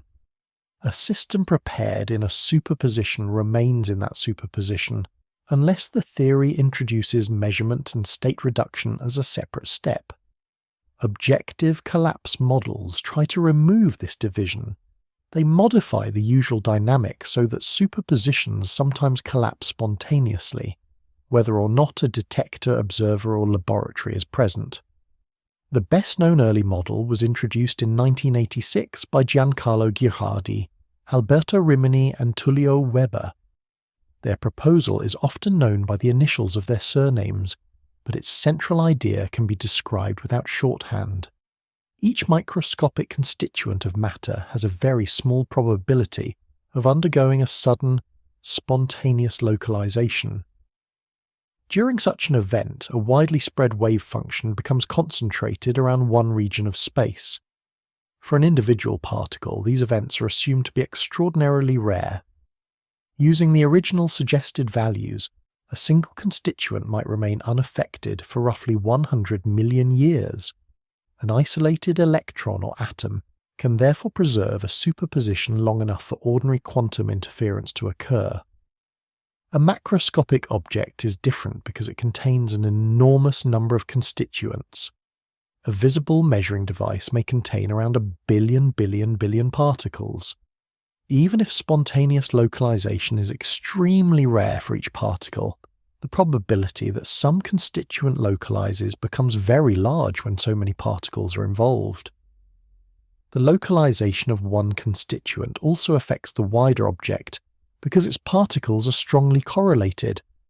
If a pointer is in a superposition of pointing left and pointing right, a spontaneous localization affecting part of the pointer can rapidly suppress one of those alternatives. This is known as the amplification mechanism. Microscopic systems remain quantum for long periods because they contain relatively few constituents. Large objects settle rapidly into definite configurations because they contain so many opportunities for collapse. The transition from quantum possibility to classical definiteness emerges from the size and complexity of the system, rather than from a special act called measurement. The measuring apparatus does not need to be treated as fundamentally different from the particle being measured. Both follow the same modified physical law. The apparatus simply collapses much more quickly. The original Ghirardi, Rimini, and Weber model describes localization through sudden, randomly timed events. Philip Pearl and other researchers developed a related approach called continuous spontaneous localization. In this version, collapse does not occur as a sequence of abrupt jumps. The wave function instead undergoes continuous stochastic change. Stochastic means that genuine randomness is built into the dynamics. A weak random influence constantly nudges the wave function towards more localized states. For a small isolated system, the effect is tiny. In a large object, the influence becomes amplified and rapidly suppresses superpositions involving very different mass distributions. The Schrödinger equation is therefore not entirely discarded. Its normal evolution remains present, but it is joined by new terms representing the random collapse process. Gravity has also inspired objective collapse proposals. Lajos Diosi explored models in which gravity-related fluctuations could cause spatial superpositions to lose coherence. Roger Penrose argued that a superposition involving significantly different distributions of mass may also involve different spacetime geometries. In general relativity, matter helps determine the curvature of spacetime. If a massive object occupies two different positions in a quantum superposition, the corresponding gravitational fields may also differ. Penrose suggested that this mismatch could make the superposition unstable, with a collapse timescale related to the gravitational energy separating the alternatives. These proposals are scientifically intriguing, but they are not established facts. No confirmed experiment has demonstrated that gravity causes wave function collapse. There is also no single universally accepted mathematical theory describing precisely how such a mechanism would operate. Objective collapse theories have an important advantage over interpretations that reproduce ordinary quantum mechanics exactly. They can, at least in principle, be tested. Because the dynamics has been changed, the models predict tiny departures from standard quantum behavior. Interference may disappear slightly faster than environmental decoherence alone would predict. The random localization process may add small amounts of energy to matter, producing unexplained heating. Some versions can also cause charged particles to emit faint spontaneous radiation. Experiments can search for these effects. Matter wave interferometry tests whether increasingly large atoms, molecules, and clusters can remain in coherent superpositions. Interference has already been observed with objects far larger than individual elementary particles. Each successful experiment places tighter restrictions on collapse models that would have destroyed the pattern too quickly. Optomechanical experiments attempt to place tiny mirrors, membranes, and resonators into quantum states while isolating them from thermal vibration and environmental noise. These systems are much larger than individual atoms, making them promising tools for exploring the boundary between microscopic and macroscopic behavior. Precision radiation measurements provide another test. If spontaneous localization causes charged particles to radiate, sensitive detectors should occasionally observe photons that standard physics does not predict. Measurements using materials such as germanium have already ruled out some combinations of collapse strength and localization scale. Researchers have also proposed space-based experiments. A satellite or spacecraft can provide long periods of free fall, excellent isolation from vibration, and time for a spatially separated wave function to spread. These conditions could allow much larger masses to be tested for quantum interference than is practical in a laboratory on Earth. So far, no decisive evidence for objective collapse has been found. Ordinary quantum mechanics continues to describe experiments extremely well, and the allowed range for many collapse parameters has become increasingly restricted. Yet the idea remains attractive because it gives a direct answer to the problem of definite outcomes. One result becomes real because the physical wave function genuinely collapses. The alternatives do not remain in inaccessible branches, and no observer-dependent update is required. A universe governed by objective collapse eventually chooses. The cost is equally clear. New constants must be introduced to specify the frequency and spatial scale of collapse. New random dynamics must be added to the Schrödinger equation. Those changes can create additional heating, radiation, or loss of interference that experiments may eventually detect.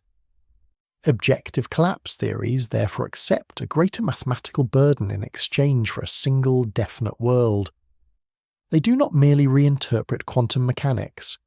They risk being wrong in a measurable way, which is an uncomfortable position for a theory, but also a scientifically useful one.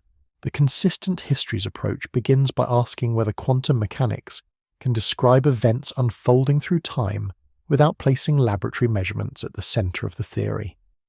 The approach was developed through the work of Robert Griffiths, Roland Omness, Murray Gell-Mann, and James Hartley. Although their formulations differ in emphasis, they share a common goal. Quantum mechanics should apply to closed physical systems, including systems with no external observer waiting beside them with a clipboard. Instead of beginning with a measurement and asking which result appears, consistent histories describes possible sequences of quantum properties at different moments.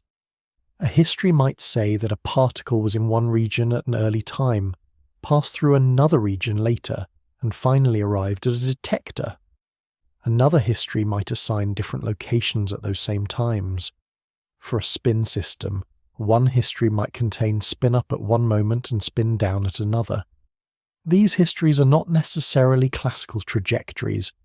They are structured sequences of quantum alternatives. Each alternative is represented by a mathematical projector, which identifies a particular property or range of possibilities at a chosen time. A family of histories contains several mutually exclusive alternatives intended to describe the same physical situation. Ideally, the histories cover all the relevant possibilities, so one of them can be said to occur within that description. The difficulty is interference. In ordinary probability theory, the probability of one route and the probability of another route can simply be added when the alternatives are exclusive. Quantum amplitudes behave differently. They can reinforce or cancel one another, as they do in the double-slit experiment. If two histories continue to interfere, assigning ordinary probabilities to each one may produce contradictions. The consistent histories approach therefore allows probabilities only within families satisfying a consistency condition, often closely related to decoherence. The exact mathematical condition can be expressed in several forms. The central idea is that interference between the alternative histories must vanish or become sufficiently negligible for ordinary probability reasoning to apply. Once that condition is satisfied, the histories behave like mutually exclusive alternatives. Probabilities can be assigned to them using the Born rule, and those probabilities obey the familiar rules of addition. Consider an electron passing through a double-slit apparatus. One possible framework may describe the electron according to the final locations where it arrives on a screen. Those alternatives can form a valid family because the different detector records are stable and effectively decohered. A different framework may attempt to describe which slit the electron passed through. If no device records the route and interference remains present, the alternatives involving the first slit and the second slit may not form a consistent family. The quantum amplitudes still interfere, so ordinary probabilities cannot safely be assigned to those separate paths.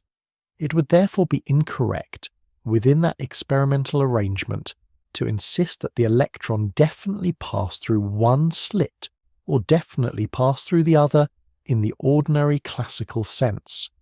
This does not mean that no valid account of the experiment exists.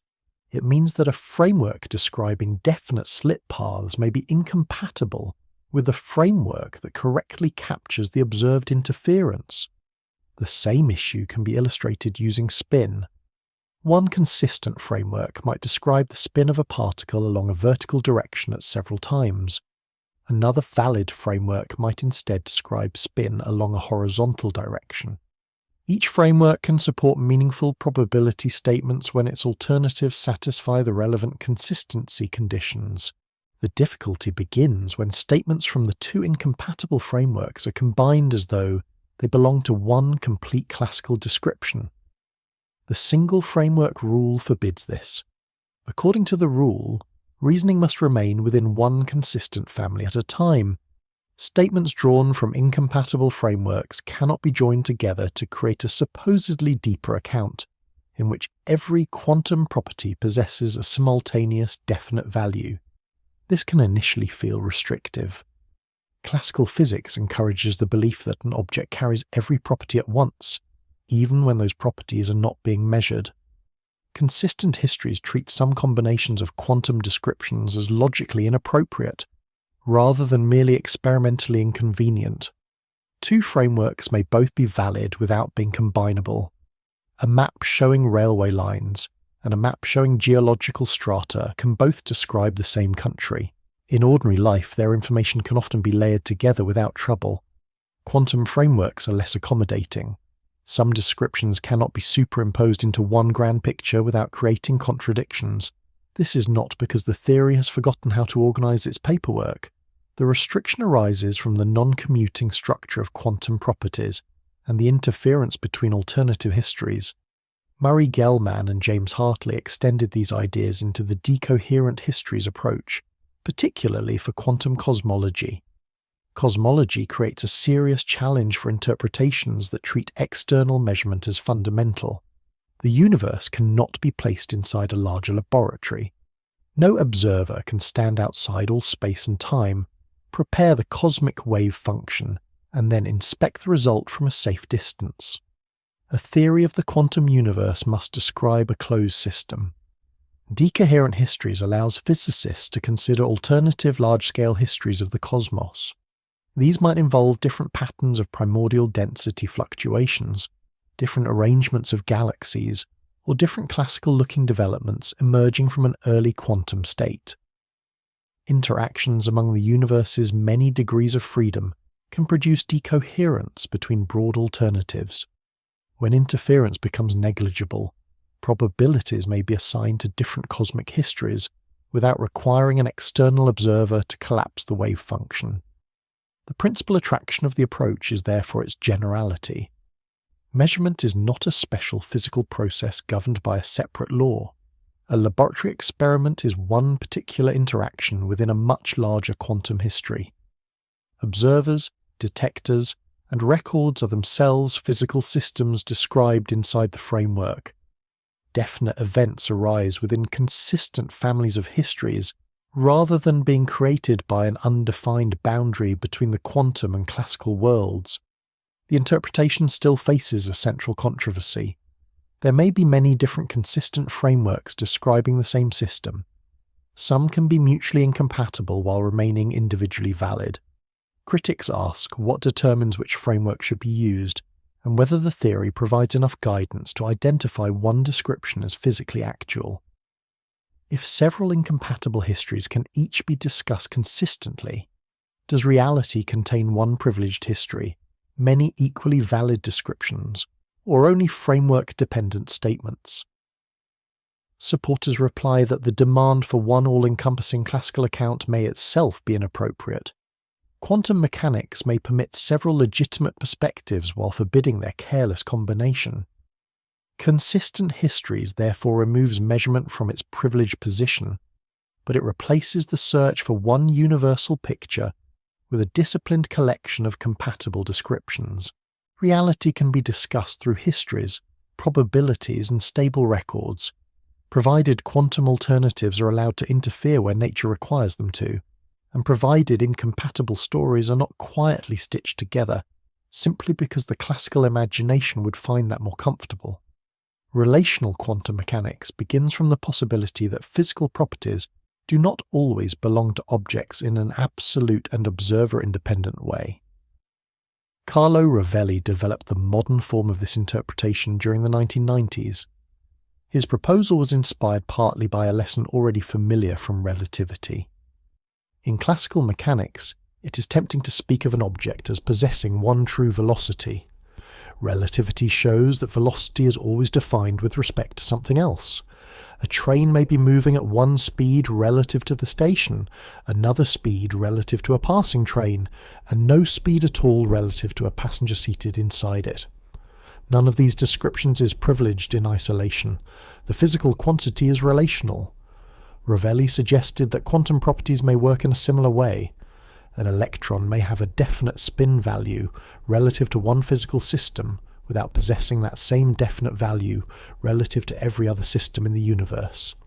Position, momentum, spin, and other observables acquire values through interactions. They do not necessarily form one permanent collection of absolute properties carried privately by the object at all times. This does not mean that everything is subjective or that reality depends on personal opinion. The relationships are physical. They arise through actual interactions governed by quantum mechanics. An observer, in this interpretation, does not need to be a human being. It does not need consciousness, memory, or an impressive collection of laboratory qualifications. Any physical system can play the relevant role.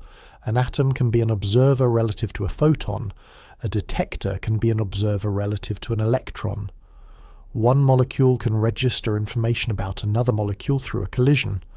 Observation is simply interaction viewed in terms of the physical quantities that become definite between the systems involved. Suppose an electron passes through a device that measures spin along a chosen direction. Before the interaction, the electron may be described relative to the apparatus by a superposition of possible spin values. Once the interaction occurs, the apparatus records one result. The spin has become definite relative to the apparatus. From the perspective of another system that has not interacted with either the electron or the apparatus, the combined pair may still be described by an entangled quantum state. One relation contains a definite outcome.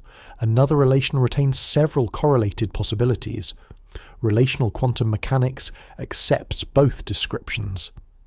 This idea becomes clearer through Eugene Wigner's thought experiment involving a friend inside a sealed laboratory. The friend measures a quantum system and sees one definite result. Perhaps the detector records spin up. Relative to the friend, the measurement has produced a settled fact. The apparatus shows spin up, and the friend remembers seeing spin up. Wigner remains outside the laboratory. He has not yet interacted with the friend, the detector, or the recorded outcome. If he treats the entire sealed laboratory as a quantum system, he may describe it as a superposition containing one correlation in which the friend sees spin up and another in which the friend sees spin down. The friend assigns a definite outcome. Wigner assigns an entangled state. Relational quantum mechanics does not demand that one of these accounts must immediately replace the other.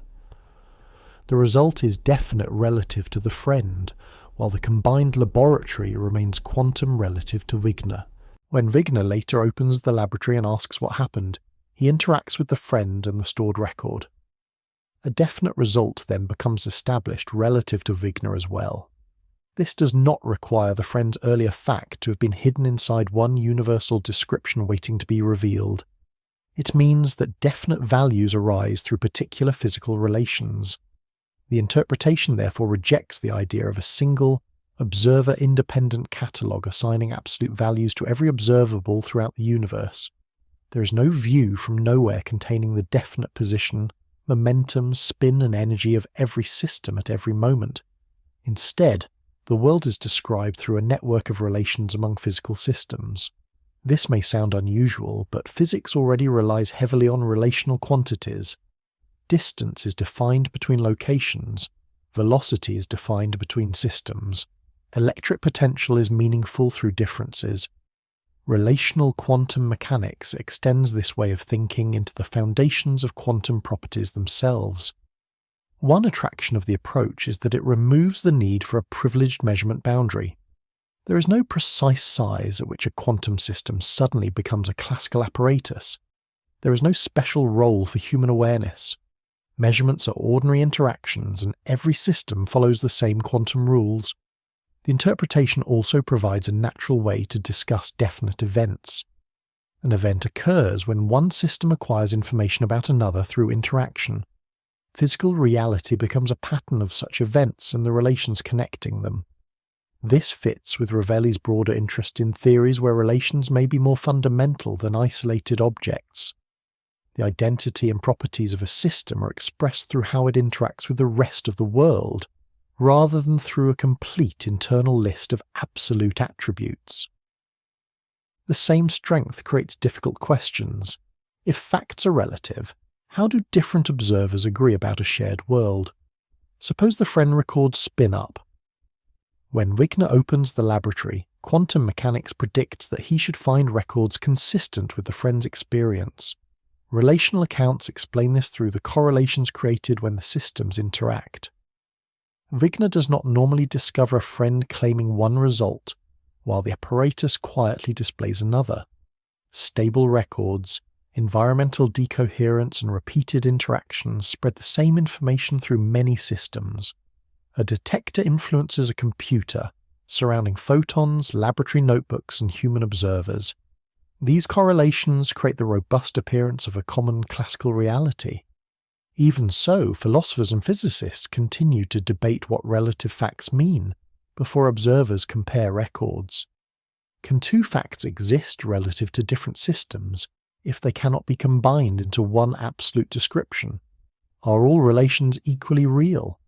What guarantees complete consistency when increasingly complicated observers reason about one another? Extended versions of Wigner's friend experiments have made these questions especially sharp. Some arguments suggest tension between universal quantum mechanics, single outcomes, and the assumption that facts established for different observers can always be combined consistently. Supporters of relational quantum mechanics respond that the problem arises from treating relative facts as though they were absolute. A statement that is valid relative to one system cannot automatically be inserted into the description used by another system before the relevant interaction has occurred. Critics worry that this response weakens the ordinary meaning of objective reality. If different systems may assign different states and different definite values, they ask whether the theory provides enough structure to explain why the world appears so firmly shared. Relational quantum mechanics offers a restrained answer. Reality is objective, but its properties are relational rather than absolute. Physical events occur between systems, and facts become established within those interactions. The universe, on this view, is not built from isolated objects carrying complete private descriptions. It is built from the relations through which objects become definite to one another. Quantum Bayesianism offers one of the most personal interpretations of quantum mechanics. It does not begin by asking what invisible physical object the wavefunction represents. Instead, it asks what the wavefunction allows an agent to expect when acting upon the world. The approach is commonly called Quibism, and has been developed especially through the work of Christopher Fuchs, Rudiger Schack, and David Mermin. Its name combines quantum theory with Bayesian probability, a framework in which probabilities express degrees of belief rather than physical substances or hidden mechanisms. In ordinary conversation, probability is often treated as though it must describe a feature already built into the world. A coin may be assigned a probability of landing heads because its motion is too complicated to calculate. A radioactive atom may be assigned a probability of decaying because quantum theory does not predict the exact moment. Bayesian probability begins from a different perspective. A probability expresses how strongly an agent expects a possible event, given the information currently available.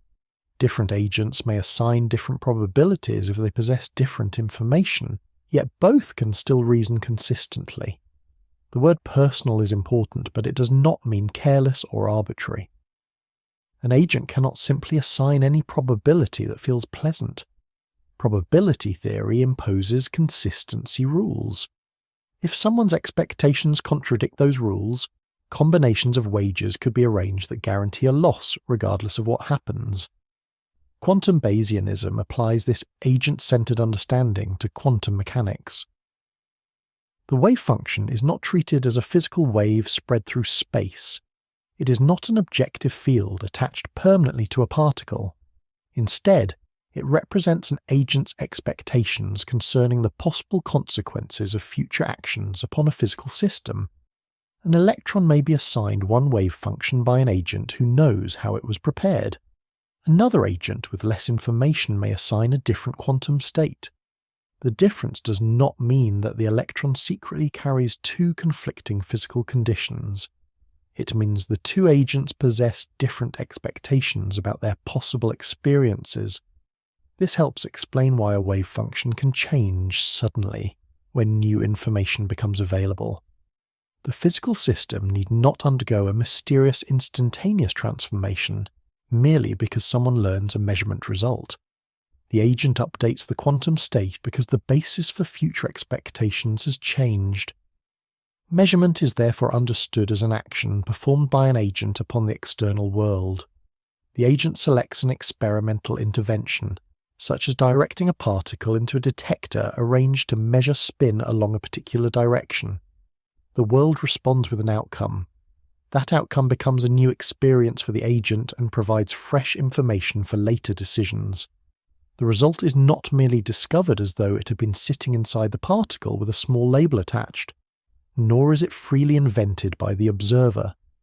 It arises through the encounter between the agent's action and a world that possesses its own capacity to respond.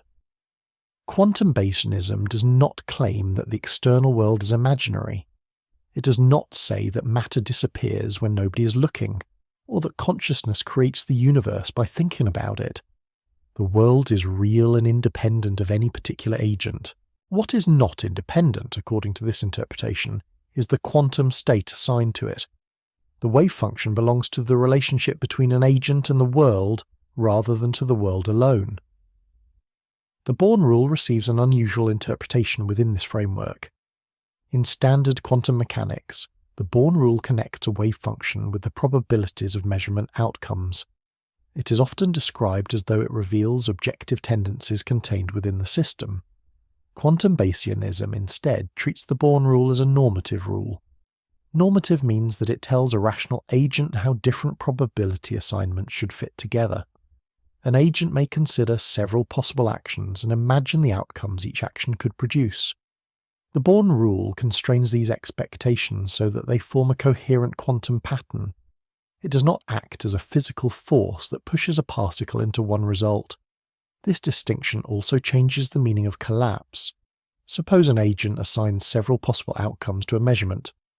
One result is then experienced. The wavefunction is updated because the agent now possesses information that was previously unavailable. The apparent collapse is therefore Bayesian updating.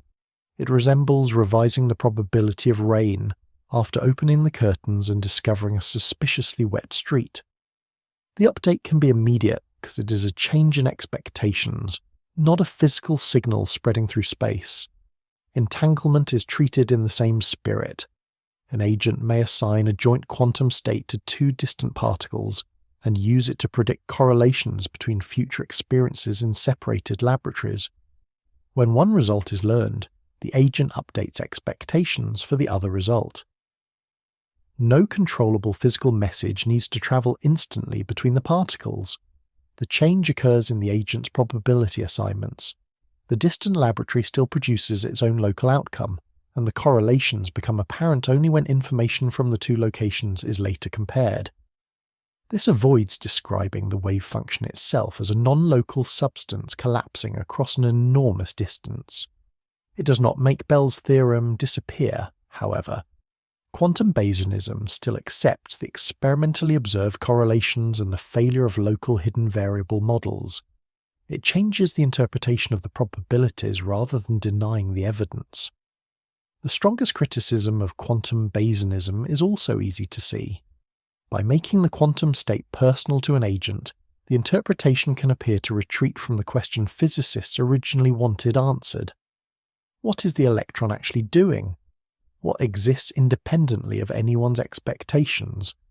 What kind of world produces these experiences and constrains these probabilities? Supporters reply that demanding a complete view from nowhere may itself be the mistake. Every scientific statement is made by physical agents situated inside the universe, acting upon systems and receiving consequences.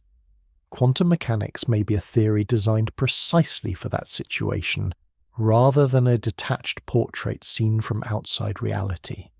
Quantum Bayesianism therefore treats quantum theory as a guide for rational participation in an unpredictable world.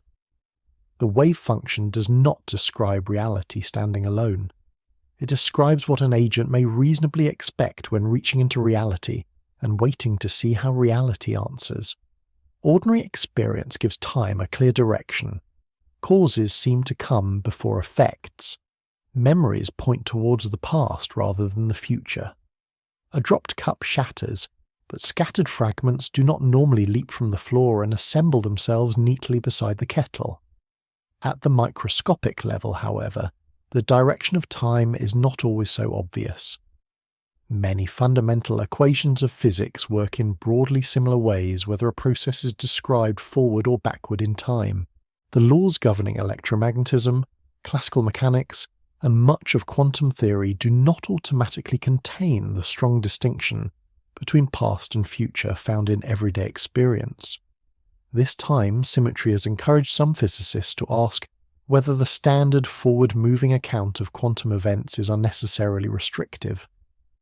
Perhaps a quantum system is not determined only by its earlier preparation. Perhaps later conditions also belong to its complete description. One important approach is the two-state vector formalism developed by Yakir Aharonov, Peter Bergman, and Joel Lebowitz. Ordinary quantum mechanics usually describes a system using a state that develops forward from an initial preparation. If an electron is prepared in a particular state on Monday and measured on Tuesday, the calculation begins with the Monday preparation and evolves towards the later result. The two-state vector formalism adds a second mathematical description connected with the final measurement. One state evolves forward from the earlier preparation, while another evolves backward from the later boundary condition. Together, these states describe the system during the interval between preparation and measurement. This does not mean that an experimenter can choose a result on Tuesday and rewrite a freely remembered event from Monday. The earlier records remain fixed. The formalism instead treats the complete experimental arrangement, including both preparation and later selection, as relevant to the probabilities assigned to events between them. Weak measurements are closely associated with this approach.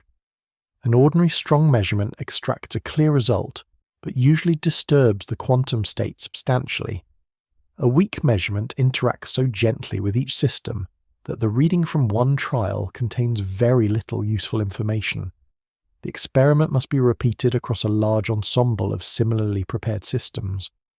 The weak readings are then combined statistically, often after researchers select only the trials producing a particular later outcome. This procedure can produce quantities called weak values. A weak value may sometimes lie outside the ordinary range of values expected from a strong measurement. These anomalous results can appear dramatic, but they do not provide unrestricted access to hidden properties or information from the future. A single weak reading is dominated by uncertainty. The meaningful result emerges only after many trials have been collected and the later outcomes are already known. No experimenter receives tomorrow's lottery numbers through a particularly polite electron. Another time-symmetric account is John Cramer's transactional interpretation. Cramer drew upon the existence of retarded and advanced solutions in wave equations. A retarded wave travels in the familiar direction from an earlier source towards a later absorber. An advanced wave is the time-reversed mathematical counterpart, traveling from the absorber towards the source. In the transactional interpretation, an emitter sends an offer wave towards possible absorbers. The absorbers return confirmation waves. A completed quantum event emerges through a transaction connecting emission and absorption across space-time. The process is sometimes compared with a handshake extending between the two endpoints of the event. The emission and absorption are not treated as entirely separate moments joined by a particle wandering through uncertainty.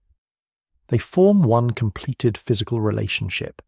The interpretation reproduces ordinary quantum probabilities and does not allow controllable messages to be sent into the past. The advanced waves are part of the underlying account, not a communication service available to experimentalists. Modern retrocausal models explore a related possibility. In these approaches, the hidden physical description of a quantum system may depend on both earlier and later boundary conditions. The word retrocausal can sound as though the future reaches backwards and edits history. More careful proposals usually make a narrower claim. Future measurement settings may help constrain the earlier hidden state of a system, while all observable events remain globally consistent. Such ideas attract attention because of Bell correlations. Bell's theorem rules out a broad class of models in which measurement outcomes are determined by local hidden variables that remain independent of the later choices of detector settings. Retrocausal approaches reconsider that independence.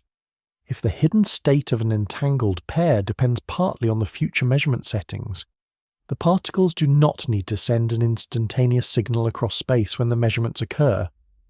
The correlation may instead arise from boundary conditions extending across the complete experiment. This could preserve locality in space by relaxing the assumption that causes point only from past to future. Retrocausality is not the same as superdeterminism. Superdeterministic models propose that the hidden variables and the experimenter's apparent choices of measurement settings are correlated through earlier common causes. The particles, detectors, and setting choices may all trace back to conditions in their shared past. Retrocausal models allow later settings to participate in determining the earlier hidden description. Superdeterminism keeps the explanatory dependence directed from the past, although it requires correlations that can make supposedly independent choices less independent than they appear. Both approaches reconsider measurement independence, an assumption commonly used in deriving Bell inequalities. They do so in different temporal directions. The central difficulty is experimental distinction. Many time-symmetric interpretations are designed to reproduce the same predictions as ordinary quantum mechanics. If every measurable probability remains unchanged, the disagreement concerns the underlying explanation rather than a new laboratory result. Weak measurements have confirmed the mathematical predictions associated with weak values, but they have not established that the future physically causes the past. Transactional and retrocausal pictures remain possible, interpretations rather than experimentally proven descriptions of reality. Their value lies in exposing an assumption that often passes unnoticed. Quantum mechanics is usually narrated as a sequence beginning with preparation and ending with measurement. The mathematics may permit a more balanced account in which the boundaries at both ends help define the event between them. The future may not rewrite the past. It may simply belong to the full description of a quantum process in a way that ordinary experience never taught us to expect. The question of whether the wave function is real sits close to the center of every disagreement about quantum mechanics. Some interpretations treat the quantum state as a genuine part of physical reality. In these accounts, the wave function corresponds, at least in some important sense, to how the system actually is. Other interpretations treat it as incomplete information, knowledge or expectation concerning a deeper physical state that exists beneath the quantum description. These two broad possibilities are often called ontic and epistemic. An ontic quantum state belongs to reality itself. An epistemic quantum state describes what an observer knows or expects about reality. The distinction can be compared with two ways of understanding a probability distribution.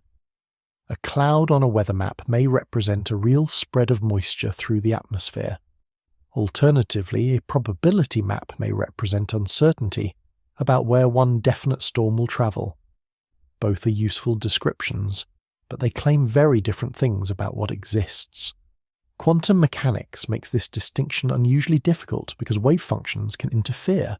If two quantum states merely represented ignorance about ordinary hidden conditions, it might seem natural to imagine that every system possessed one precise underlying state all along. A collection of overlapping wave functions would then represent different levels of knowledge about those deeper realities. Quantum Foundations research asks whether such models can reproduce the full structure of quantum predictions. An important restriction came from Simon Kochen and Ernst Specker. Their theorem, developed during the 1960s, concerns contextuality. A non-contextual hidden variable model assumes that a measurable property possesses a pre-existing value independent of the wider measurement arrangement. If an observable can be measured alongside several different compatible sets of observables, its value should remain the same regardless of which set is chosen. This sounds like a natural classical assumption. A table does not change its length merely because its width is measured at the same time rather than its height. Quantum mechanics does not allow this principle to be maintained in a straightforward universal way. The Kochen and Specker theorem shows that, for quantum systems of sufficient complexity, it is impossible to assign definite values to every relevant observable, while preserving the mathematical relationships that quantum mechanics requires, and keeping those values independent of measurement context. The theorem does not say that no properties exist before measurement. It says that those properties cannot all behave as a complete, non-contextual classical catalogue. The outcome associated with one observable may depend on the broader experimental context in which that observable is measured. This does not necessarily mean that the apparatus physically disturbs a value that was already present. Contextuality can be more fundamental, suggesting that the value cannot be defined independently of the complete measurement arrangement. This sharpened an idea already emphasized by Niels Bohr. Quantum properties may not belong to systems in isolation in the same way that classical properties appear to do. A later result addressed the wave function more directly. Matthew Pusey, Jonathan Barrett and Terry Rudolph developed a theorem published in the early 2010s. Their argument examines a broad class of models in which the quantum state represents incomplete information about an underlying physical state. In an ontological model, the system possesses some deeper physical condition. Different wave functions may correspond to different probability distributions over these underlying states.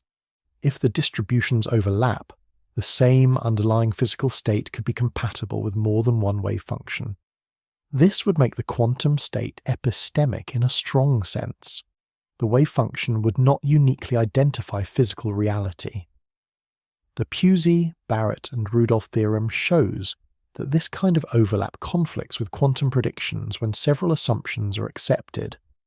The most important is preparation independence.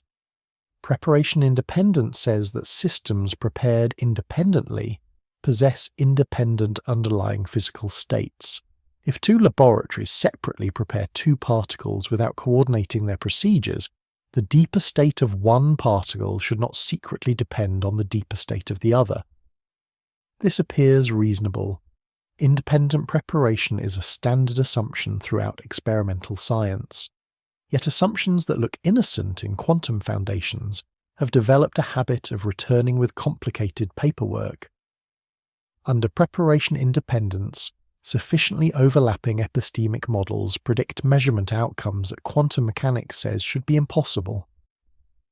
The theorem therefore implies that distinct pure quantum states must correspond to distinct underlying physical realities within the class of models being considered. This result is sometimes summarized by saying that the wave function must be real.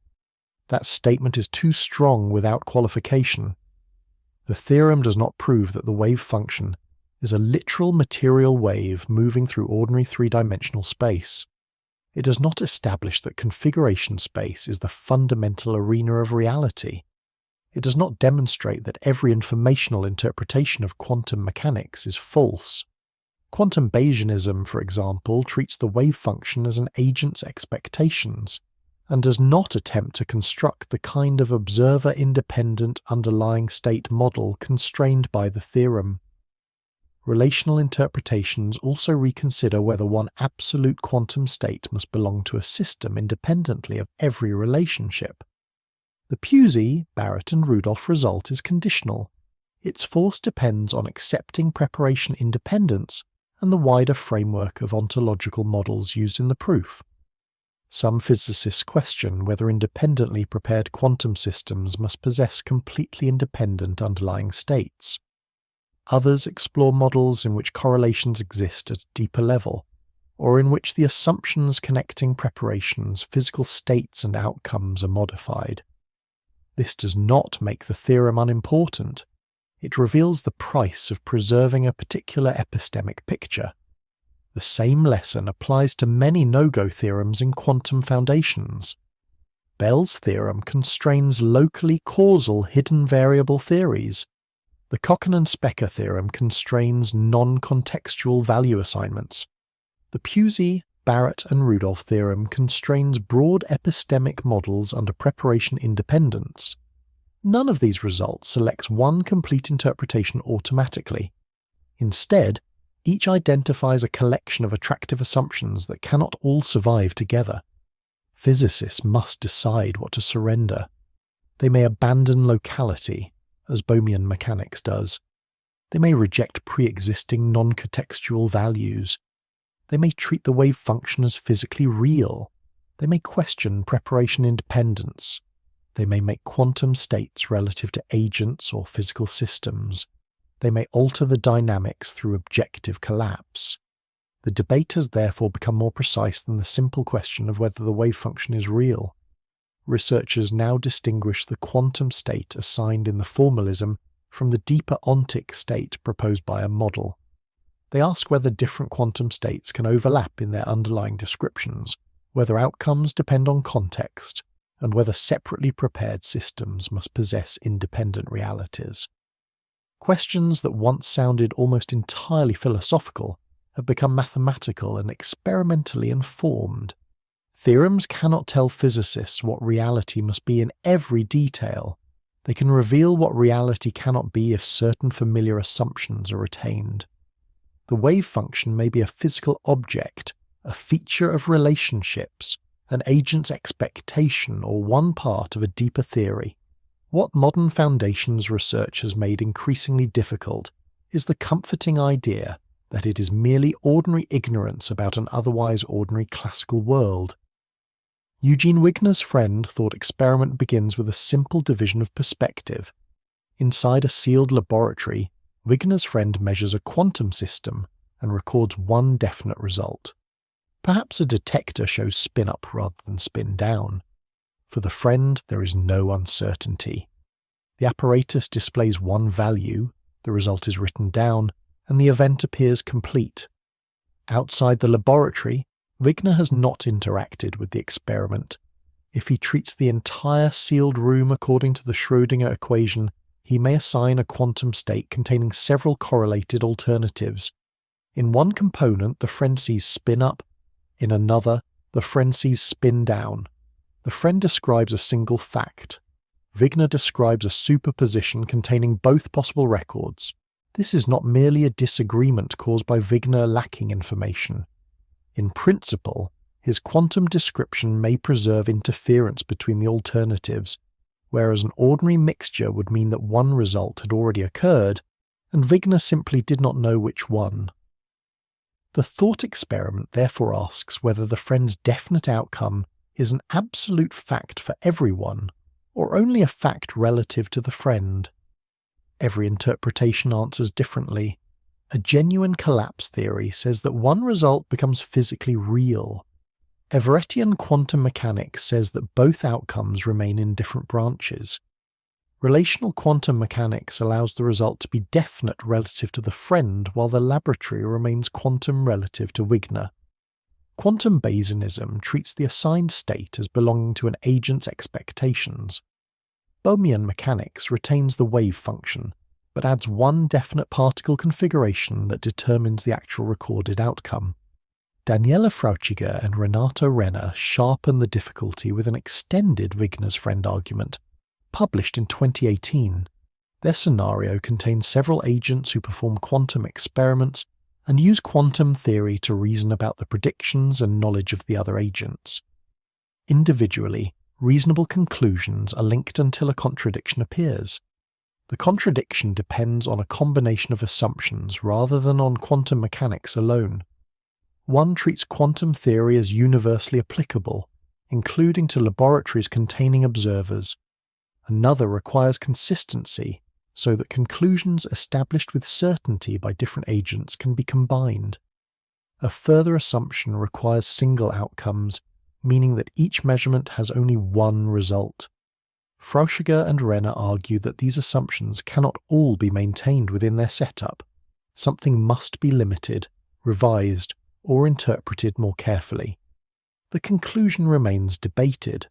Some researchers argue that the reasoning combines statements made from incompatible quantum perspectives. Others maintain that it reveals a genuine conflict for single-world interpretations applying ordinary quantum theory universally. Everettian accounts reject the assumption that there is only one outcome. Relational and agent-centered approaches question whether facts established for different observers can always be combined into one absolute description. The disagreement concerns what it means for an event to have happened. Modern experiments have tested simplified analogues using photons and other carefully controlled quantum systems. In one 6-photon experiment, researchers implemented an extended Wigner's friend arrangement and violated a Bell-type inequality associated with local, observer-independent facts. Later work developed stronger versions of these tests. These experiments do not place a conscious human observer into a coherent superposition. The so-called friends are represented by small quantum systems or controlled measurements capable of storing limited information. The tests examine combinations of assumptions involving locality, freedom of measurement choice, universal quantum evolution, and observer-independent facts. They do not prove that two people can meet afterwards and discover that each inhabited a different personal reality. They show that certain classical-looking assumptions about facts cannot all be extended into these quantum scenarios without conflict. Objective collapse theories avoid the most extreme version of the puzzle by proposing that sufficiently large superpositions physically collapse. Everettian quantum mechanics accepts the universal superposition and treats records as branch relative. Bohmian mechanics assigns one actual configuration even while the wavefunction contains other components. Relational quantum mechanics treats facts as relative to interactions. Quantum Bayesianism makes the quantum state agent-dependent and regards collapse as an update in expectation. None has produced universal agreement. Many interpretations reproduce the same predictions in ordinary experiments. This empirical equivalence makes them difficult to distinguish through observation alone. Physicists also value different kinds of explanation. Some prefer deterministic laws, others accept fundamental probability. Some wish to preserve one definite world, while others prioritize universal and mathematically simple evolution. Locality, observer independence, relativistic compatibility and minimal modification of the equations cannot always be retained together. Interpretation is not unrestricted speculation. A serious interpretation must reproduce established experiments, remain mathematically coherent, and explain how familiar records emerge. A proposal cannot simply announce that reality is mysterious and quietly leave before the calculations begin. Wigner's friend does not reveal which interpretation is correct. It reveals how much each interpretation must explain.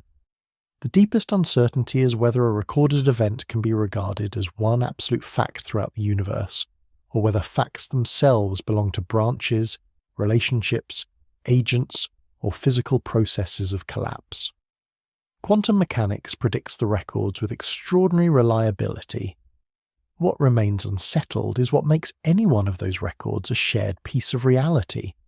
Physicists still cannot agree on what quantum mechanics means because the same extraordinarily successful mathematical framework appears capable of supporting several radically different pictures of reality. The predictions are not the main source of disagreement. Quantum mechanics tells physicists how to calculate the probabilities of experimental outcomes with extraordinary accuracy.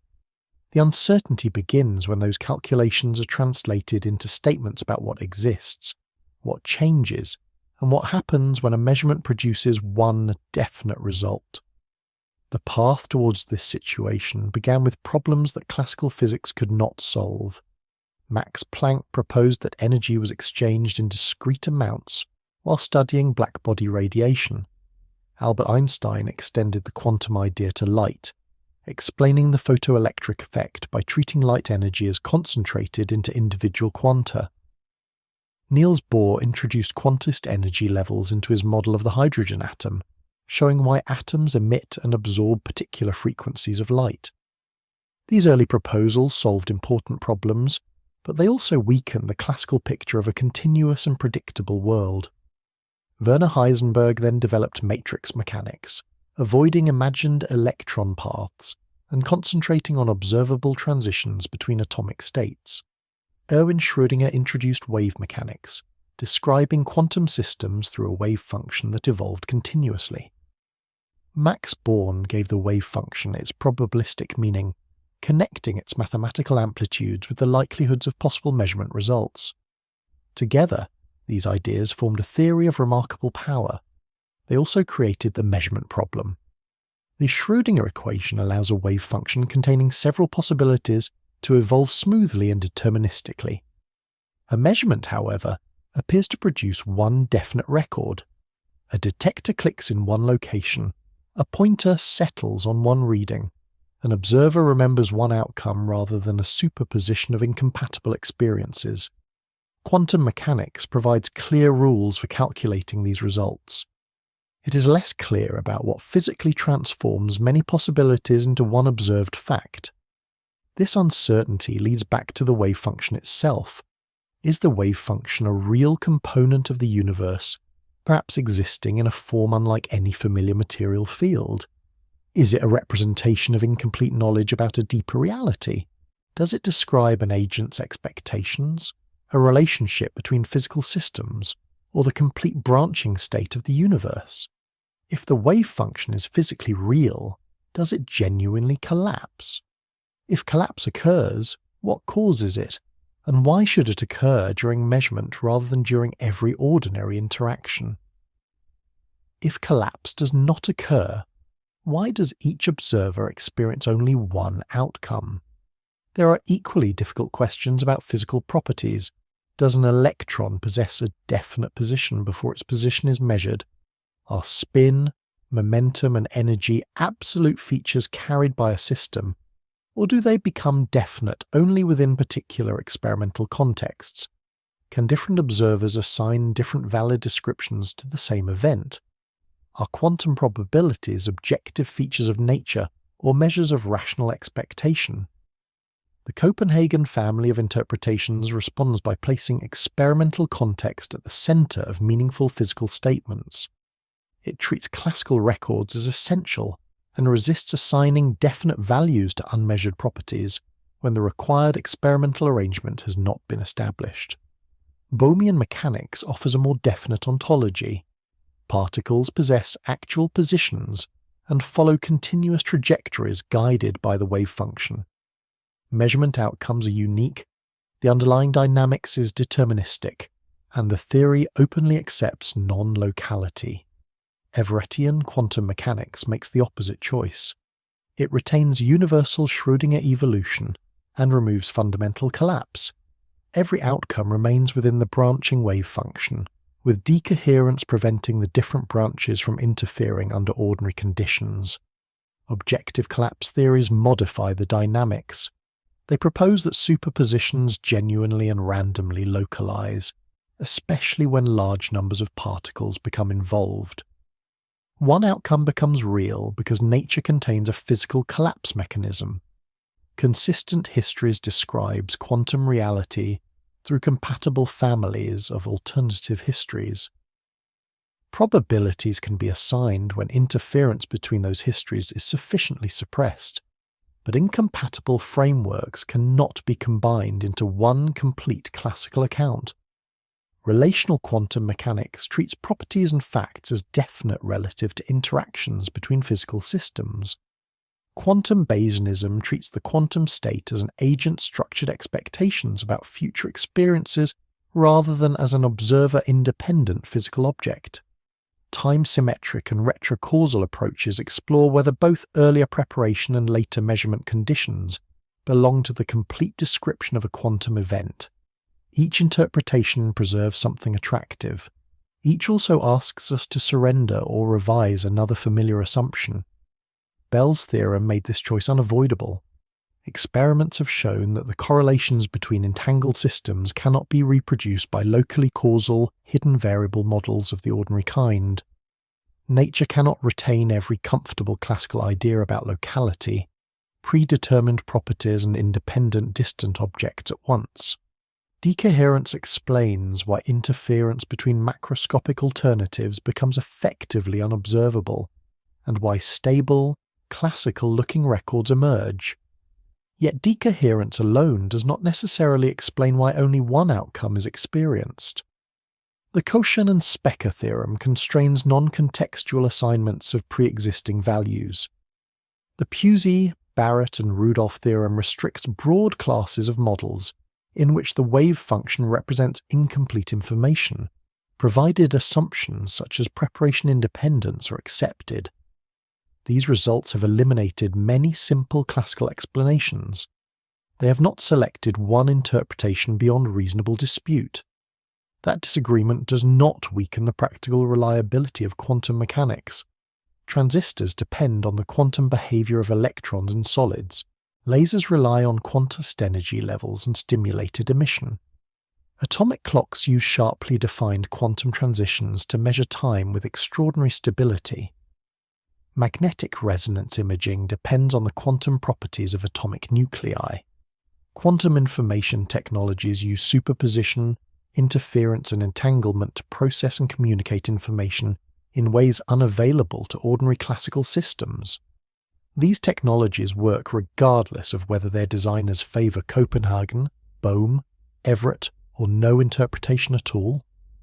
The electron does not demand a philosophical declaration before entering a semiconductor. Future experiments may narrow the possibilities further. Interference experiments involving larger molecules, mechanical resonators, and increasingly massive objects could reveal whether quantum superpositions fail beyond a particular scale. Precision searches for unexplained radiation or heating may test objective collapse models. New versions of Bell tests and extended Wigner's friend experiments may constrain assumptions about locality, independence, and observer-independent facts. A successful theory of quantum gravity could transform the discussion more deeply. If space-time itself must be treated quantum mechanically, current ideas about measurement, causation, and physical states may prove incomplete. New foundational inequalities or experimentally distinguishable interpretations may reveal differences that ordinary laboratory tests cannot yet detect. It is also possible that many interpretations will remain empirically equivalent. In that case, the disagreement may continue because physicists value different forms of explanation. One person may prefer deterministic particles, another may favour universal mathematical simplicity, a third may reject the demand for an observer-independent wave function entirely. Quantum mechanics may be incomplete, awaiting a deeper theory that explains its probabilities and measurement rules. Human concepts may also be part of the difficulty. Our intuitions developed among large objects, warm environments, and strongly decohered states. We learn to expect definite positions, separate objects and causes moving neatly from past to future. Those expectations may not apply at the deepest level. Perhaps particles are not independent objects carrying fixed properties. Perhaps facts exist only within physical relationships. Perhaps all outcomes occur, or only one occurs through a genuine collapse. Perhaps the wave function is real, or perhaps asking what it represents independently of every possible interaction is already the wrong kind of question. Quantum mechanics may not be failing to give us an ordinary picture of reality. Reality may simply be under no obligation to resemble the ordinary pictures human beings find comfortable.